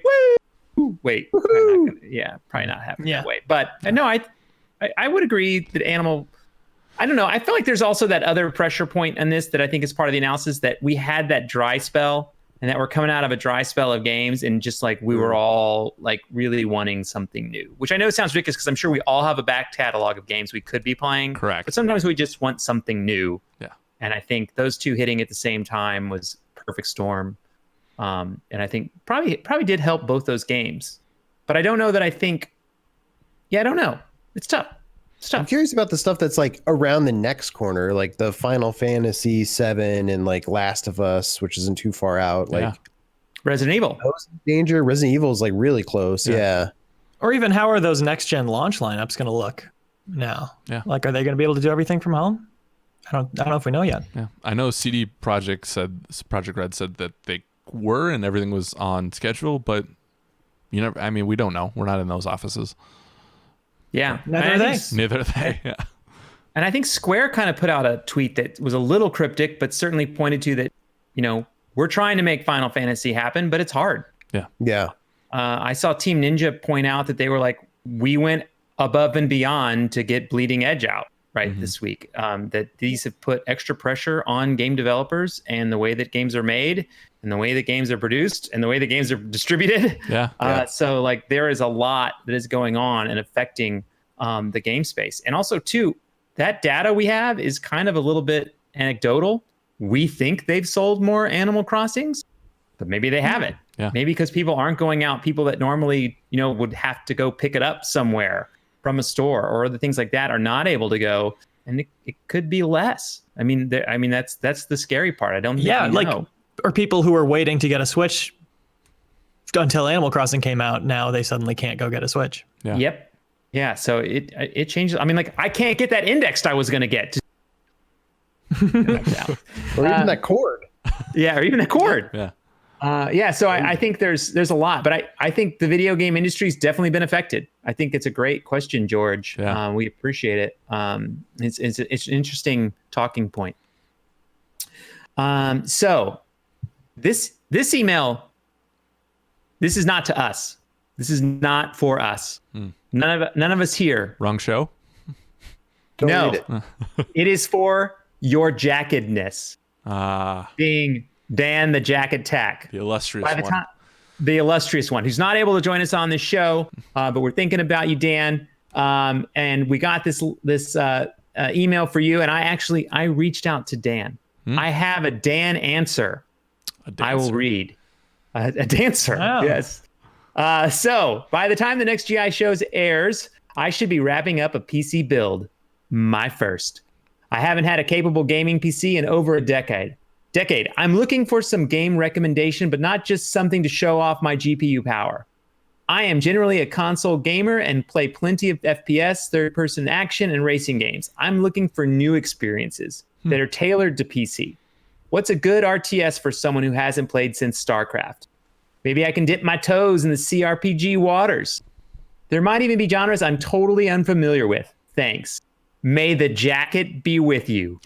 PDV, Pittsburgh, Pennsylvania. And also with you. What? No, never mind. Oh, may the jacket be with you. Okay, I got it. I'm smart. The jacket's answer. And by the way, I thought it was important to get Dan's answer on this because I think he's the best source we have. 100%. So, welcome to PC Gaming. We have it great here. First, for your CRPG experience, Divinity Original Sin 2. Hands down. You'll be blown away by the freedom you have. Get lost in it and enjoy. Second, modding. Grab or make a few friends and try some of the crazy survival or RPG Minecraft mods. Wrangle friends into a Terrania server. Next, we're going to have to try a few genres that PC excels at. MMORPGs and MOBAs. For MMOs, I'd say you try WoW or Final Fantasy 14. For MOBAs, I'd say go try some League of Legends. And while you're in the client, try some Teamfight Tactics for a much more laid-back experience that you don't need friends for, which is very important. Very important. Yeah. I keep mentioning friends because for a lot of PC experiences, you have to have a much better time. You're going to have a much better time with them in a headset and Discord. So those are some things to consider. Also, StarCraft 2 for him, and maybe Path of Exile, Total War, Warhammer 2 are also recommendations. And if by chance you decide you did want to see how well your GPU ran, Call of Duty Modern Warfare or Red Dead Redemption 2 are great examples of games that you can really turn them up and take a look at.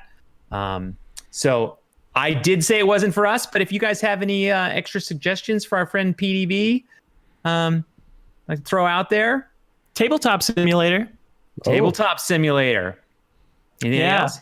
You can play any board game, and it is better with friends, but you can also just join a random server and make friends there. People host servers of like blackjack and all kinds of crap. Oh, cool. Yeah, cool. Yeah. Since he did ask about RTS, I was just going to say StarCraft 2. I know Dan said it, but I was just going to echo that.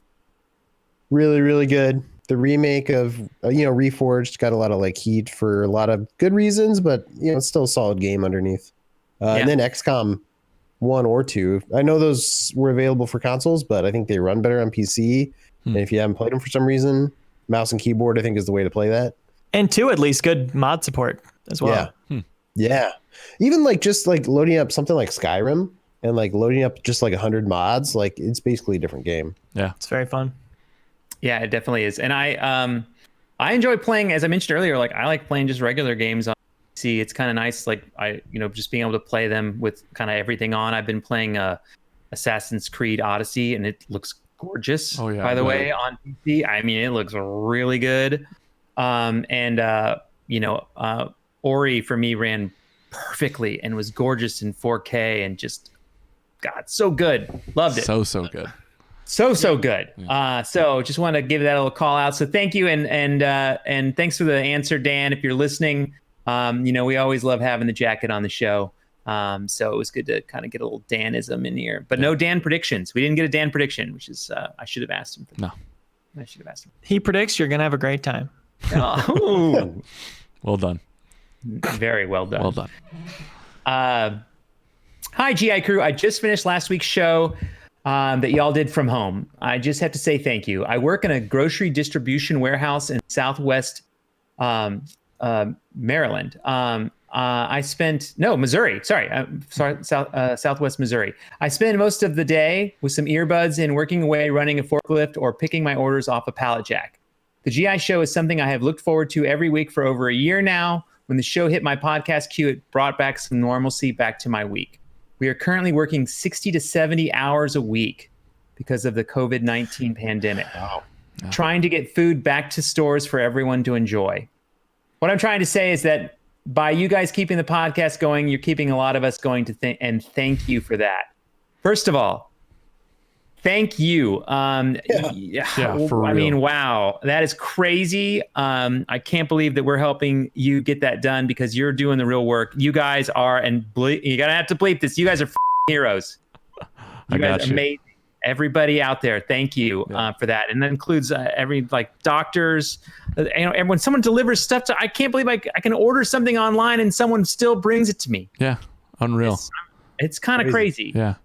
So, everyone out there working, and the people I know, there's people that have to work. Yeah. That they need to pay their rent. I feel for you. Our hearts reach out to you. Hopefully the show can do something, if anything, because, like I said, it's free. Yeah. So, I mean, hopefully we're giving you something out there, because I know it's some hard times for people. So thank you. Yeah. That's Ty Lowry from Missouri. Yeah. And he had a suggestion for GI Town, and that was that we add an antique store. And I thank you for that. The problem was your examples were better than anything we could come up with. Yeah. Which his examples were the Apple of Eden or the Spear of Leonidas from AC Odyssey. Maybe the Master Sword from Zelda games. All good options. We're not going to play that game. Sorry. Yeah. For how awesome you are. Anyway. Yeah, you outwitted us. You outwitted us. Yeah, you win. You win. So we're gonna let that go on. But we do have GI Town coming up. Yeah. So here we go. Andy Mack and the crew. GI Town has been immune to the growing pandemic surrounding it. It's miraculous. It's yeah. crazy. It's amazing. I can't believe that. Yeah. It really has been. But just a few days ago, they saw their first case. Oh no. Yeah, it's bad. Oh no. And now we are faced with the reality of controlling its spread. What 5 video game medical professionals would you pick to manage the spread of the pandemic? Brendan from Michigan. And let's take a moment for our GI Town. Oh my gosh, I can't believe this. We avoided it for so long, but Tragic. I mean, It's we're closing the arcade. We're closing everything. It's done. who's going to fix this? Who's going to come fix Mario. this? Dr. Dr. Mario. I think Dr. Mario is. He's head of our CDC. Number one with a bullet, right? Yeah. Yeah, it's definitely number one. I think it's Dr. Mario. Yeah. I mean, he's been fighting disease for a long time. Correct. And if fixing this problem with just matching pills sounds like a great solution to me. Mm-hmm. For sure. You got, what other doctors are there? There's Dr. Do we want to say Eggman or Robotnik? I think say it'd have to Dr. be Robotnik. Robotnik for this one, right? You get both, and then that's 2 entries. Yeah. True. I think, wasn't there something where they're technically 2 different people? Did I read that right somewhere? Oh, really? Like, technically in the lore. I'll have to get my lore Bible out for Sonic. Yeah, where's Brian Shea when you need him? I always or thought Dr. Wiley. Dr. Wiley's great. Yeah, all the doctors in gaming are evil. Yeah. They kind of are, but maybe that's what it's going to take to get through this, right? We need someone who's going to cut through what's wrong and get it fixed. Yeah. Right? Think like a Somebody virus. devious. Real leadership Yeah. Yeah. is what's going to get us there. But also Who's those gonna guys. turn us into robots. Yeah. Maybe someone who has that Patch Adams style where it's like he's funny too. That could be Dr. Yeah. Wiley if he changed his mind for good. What was the Wii game? It was like Trauma Center or something like that. Trauma Center, yeah. Yeah, whatever doctor was the main character in that, we could probably put him in. You, the player. Yeah. Can we put You. Cooking Mama in there? Yeah. I like better. I was thinking, and this isn't really going to help fix things, but those nurses from Silent Hill. Oh, No, No, this is not helpful. I don't want I those. didn't. Well, I I don't mean, want to bring them into a non-caged situation in GI Town. Just completely free I mean, beings. Dr. Mario and Dr. Robotnik, and I mean, like, I just want to say, doctors are important, but nurses do so much out there. We need a 100%. nurse. Yeah, Like, there's gotta nurses be are a so better important. nurse though. I feel like they're real nurses. I don't. I mean, Anyone who's technically a nurse. maybe they're just role playing at that point. Maybe they're real nice and great nurses. Just look a little terrifying, right? sure. Yeah. What about Nurse Sure. Joy from Pokemon? Is she in There the you go. games? Love it. This man right there. All right, there we go. Well, Yeah. Nurse Joy. Yeah. Yeah. Sorry, you broke up there. All right, we got it. Sorry. Got a nurse. Oh, yeah. You because you didn't like because God forbid my Silent Hill recommendation get in there. I would You know, literally, it says you're spitballing an idea and we grow from it. Yeah. Okay. All right. All right. I would lay down and die if a nurse from Silent Hill came in to come check on me. Like I'd be like, I would "Oh, say this is 100 times worse than this disease I have. Hey, you got to be ready for surprises in GI Town. It's true. not just all. It's not all. Right. We Yeah. accept all types of video game characters. Like Exactly. we are open to all. True. That's Yeah. true. What's Chewbacca doing all this?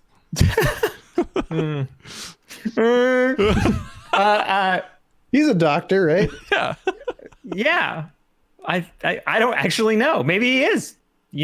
That's not for us to judge. Maybe whenever he's doing his Chewbacca noises, he's giving sound medical advice. Yeah. That's why the Millennium Falcon was always breaking down. He wasn't a mechanic. He was Yeah, he was a doctor. He was saying, drink more water. Take your vitamins. All right, we need one more. We need 5. We need 5. Gordon Freeman was a doctor, wasn't he? Right. He was an He's engineer, not a doctor, though, physicist, right? but he's Dr. Gordon Freeman. Yeah, you need scientists. Scientists are important. He's got to That's research true. a cure, right? Yeah, I mean that's that. They all play a role in solving the problems of GI Town. Yeah. I'm in on Gordon Freeman. I'm good with that. Yeah, I mean, silent, though? Is he going to really be able to chip in on a cure? He's gonna pantomime it, playing charades. he shows his value in getting the work done, not in yappity yap. He gets it done. Yeah, he's busy. Okay, he'll be there to kill the nurses from Silent Hill. Yeah. Do we want to go with more? Do we want to stick with that 5? Do you want to find another? Or are we not going to be able to find? I don't know if But we wait. can find another one. Can we? And then immediately, the very first comment on this will be, "You idiots How forgot dare this you? doctor." Yeah. I know. Yeah. Well, there's like more evil doctors from like Resident Evil and stuff. Oh, Like I don't know if we want what about more evil people. what about Mercy from Overwatch? Oh, Like, that's the best one. I That think- one has the I best think- healing powers we found. yeah. Yeah. So All right. far. Gotcha. She can fly around. She can revive us when Yeah. we need it. I mean, about it. she's no Silent Hill nurse, but okay. Yeah, I guess. I'm gonna need to see your medical license. I think. I'm sure that's up to date. All right. So that gets us to 6. We have to cut somebody. Who goes? Any other? Like, what about like a Peter Parker? He's a scientist, right? He's not a Yeah, doctor. Doc not a Ock, doctor. though. Doc Alright. Ock. Yeah. Doc Ock. I feel like we should cut one of the evil scientists. It would be Doc Ock. Dr. Wiley or Dr. Yeah, Robotnik. maybe he's not in video games. He's more of a Marvel thing. We can move on from that. So do we get rid of Gordon Freeman then? Is it then Dr. Mario, Dr. Robotnik, Dr. Wiley, Nurse Joy, and Mercy? Dr. Robotnik and Dr. Wiley may as well be the same. I think we Okay. should cut one of them. Yeah. Like let's only have Yeah. one evil wild card. Okay. Right. Evil We don't wild want card. them teaming up. Yeah. Yeah, exactly. Who's more mean, ridiculous? Maybe in the face of adversity, they'll say, you know what? I'm going to put my evil plans to the side and work for humanity. Did you ever think of that? Maybe. I'd hedge my bets by picking one evil doctor. I'm hoping that happens. All right. So which evil doctor is more likely to put aside his Wiley, I Wish. think. Doesn't Wiley have a sympathetic backstory? I think so. Yeah. He used to be a good guy. Okay. So we're gonna get rid of Dr. Robotnik. We don't trust the mustached one. Well, I guess they're both mustached. Yeah. All right, Dr. Robotnik. Bye bye. Get Wait, out. which of our doctors don't have mustaches? Mercy. I guess, yeah. There's Joy, I guess. Yeah, I guess it's a very popular thing. So in GI Town, when you unfortunately have to go see a doctor, you will see Dr. Mario, Dr. Wily, Nurse Joy, Gordon Freeman, and Mercy from Overwatch. And in the lobby will be a picture of the nurse from Silent Hill, just as a reminder. What could have been. What could have been, just so everyone knows. Yeah. So there we go. GI Town. Love it. Always Satisfied. Love it. Couple of good always lists. satisfied. Couple of weeks Yeah. of really good lists. All right. So here we go. I did want to do, before we bring up one comment, was that listeners, Matt from Ames, Nebraska, sent in, according to Wikipedia, the Atari 2600 was so renamed based on its catalog part number, CX2600. Okay. Other later iterations only seem to be multiples of the same number. This is in reference to, we just said sometimes game console names are stupid. And and so I just wanted to point that out. I have not fact checked that, but that sounds good. So thanks, Matt. Appreciate the comment. Always interesting to have some conversation. And one other little comment would be one of our readers, Carrie, he just finished A Plague Tale. Really liked it, but maybe not the best time to play A Plague Tale. Yeah. Still a good game, though. Still a good game. We have a couple people here that have played it. So he says, I'm so freaked out about C19, but this game can really get you thinking. Is there a game you played, and while it may have never been a good game, it just didn't feel right for whatever reason? And it's tough. But let's talk about A Plague Tale. What did you guys think of it? Did you guys like that? Would you recommend it in this tough time? I really liked it. I reviewed it last year. Non-plague. Without Yeah. And I guess I think it'd be fine to play right now, maybe cathartic even, but like it's such a different kind of plague because it's like the rat spread plague, and like it's set in like a medieval era, so it feels very disconnected to what's going on right now. I think, for sure. But I don't know. I know, Alex, you had started it a while back. I think the characters are enough to really get lost in. I will. To Ben's point though, it depends how you cope. Like, I know there was an article in the New York Times that talked about how watching Contagion right now was actually super like helpful and like cathartic for him, like Ben said. But I have people in my life who absolutely can't do anything related to sickness right now because it's too real. So if you're one of those people, I mean, probably not, but like those characters in that world are very well fleshed out, that I think, like, if you want a good story game and don't mind some hitches in the gameplay, Plague Tale's great. You can't go wrong. I thought it was one of the best, if not the best, narrative of last year. Yeah. In video games. Like, I really enjoyed it. Characters are really cool. So yeah, definitely recommend it for that reason. For sure. Yeah, so maybe there's a game you weren't thinking about that you could play. And like you said, everyone deals with these kind of challenges differently. I know that things like movies like Outbreak and things like that have been taking off. Do you know what I mean? As people kind of, take it head on. So, do what makes you feel comfortable in these times. You know what I mean? Yeah. Because, it's tough. I want to be very clear. I think it's been hard on everybody. Don't think just because we're having a good time on a podcast that it hasn't been tough on us and everybody in Game Informer land and our families. And so you're not alone out there. We got to all get through this together. So we're thinking about you guys too. So just so you know. Here we go. Kiss, Marry, Kill. Hello, friends. The theme of my Kiss, Marry, Kill. We want to get to the important stuff. Yeah. Is based on games that have strong cult followings. Thank you. Stay safe. George from Long Island, New York. This is an interesting thing I want to point out. This was the only Kiss, Marry, Kill recommendation we got. So you don't send in anything to podcast@gameinformer.com. We don't do Kiss, Marry, Kill. Not going to do it. Not going to do it. Or if you want, I could put together some, but give me some feedback. If you like the segment, I can come up with some ideas to keep it going. Yeah. But maybe we looked at this and said, does this mean people don't like Kiss, Marry, Kill? So let us know. Yeah. Let us know. We want this show's for you. We want to have fun with it. We want you to enjoy it. I enjoy these segments, but maybe I'm stupid. All right. So here's our choices: Alan Wake, Sleeping Dogs, Condemned. So once again, this is Kiss, Marry, Kill. Which game would you elevate to like AAA status and put all your money behind? What game would you kiss and kind of like, I'll make a cool indie game with that. It'll be great. We'll do something cool with that. And then finally kill. Which of these series would you kill? Gone forever. Who is Leo has a very thoughtful look on his face. I like all these. I would marry Sleeping Dogs. I would kiss Condemned. I would kill Alan Wake, which again I like. Wow. Yeah. Wow. Bold. But I love Condemned 2. I think that game is awesome. Yeah. Condemned 1, also very good. And Sleeping Dogs is underrated. Do you know what I mean? And I don't think it's ever come back.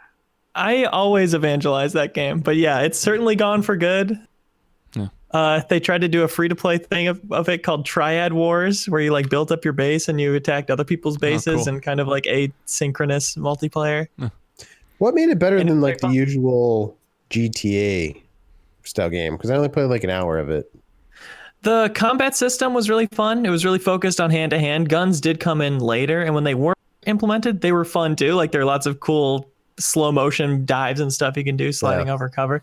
But that core hand-to-hand never stopped being fun throughout the whole campaign of like you bump into a lady, she drops her purse, you pick up her purse, whip it at a dude and stun him and then run in and jump kick him. It all felt amazing. Plus the story was really good, and by the end of it I was super invested. I was thinking about putting that dog down. Please Reeves. Wow. For me. Very uplifting. So that's your kiss that dog, Reeves. At least. So what? Finish the rest of the game. Don't just give us the worst news. What else? Yeah, I guess I should. Besides killing Old Yella, what else do you got? The other thing was because I feel like I should marry Alan Wake. Okay. We're just tight.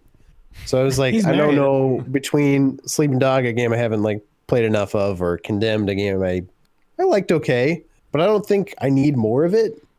I guess with Condemned. Yeah, so maybe that's good enough reason to like kill Condemned. Condemned 2 is a hilariously abrupt cliffhanger. Like they were very confident they were making another one. Oh, so I guess Sleeping Dog gets the chef's kiss. All right. Thank you for kissing my dog. That's right. And Alex? I'd marry Alan Wake, especially if with Control's DLC kind of alluding to that there's a larger world that's all connected. Yeah. I was very taken with my favorite part of Control was the world that they were building. So if that can expand upon that, I'm all in on that. I would kiss Sleeping Dogs. Wario64 on Twitter calls it Sleepy Dogs anytime it's on sale. I don't know if that's just him, but I always get a chuckle out of that. But I would kiss it, give it one more shot to grab me, and then I would kill Condemned because I don't need that much spookiness in my life. Goodbye.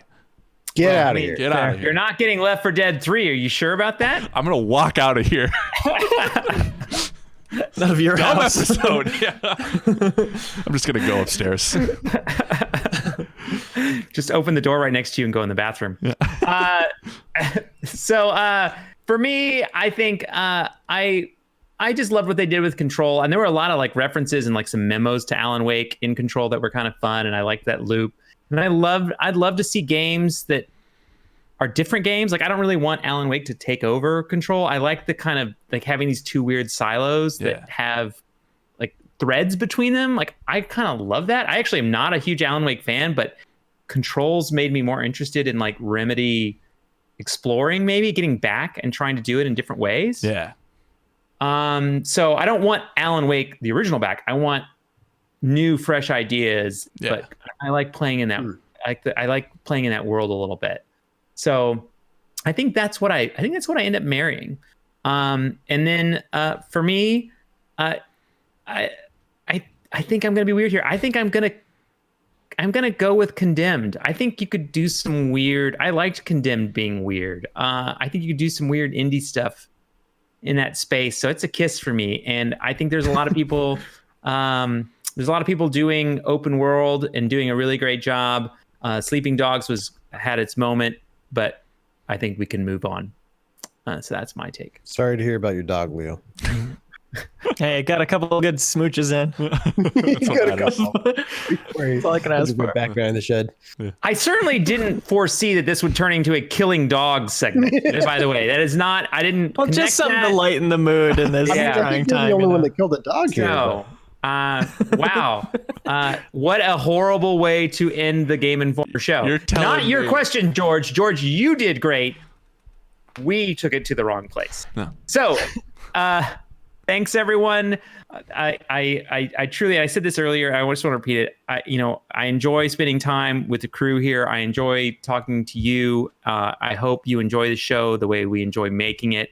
We know things are tough out there, and we hope you're doing all right. We really do. So send in your questions. podcast@gameinformer.com. Feedback. We've got merch on the site.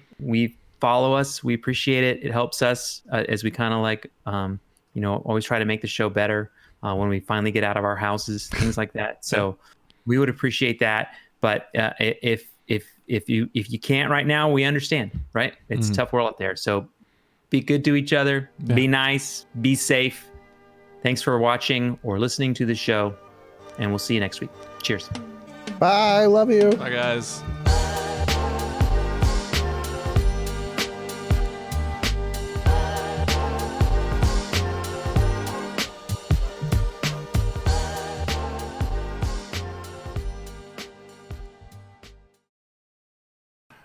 Let's rock. I am recording. I'm rolling. Hello. Let's rock. Yeah. Wait.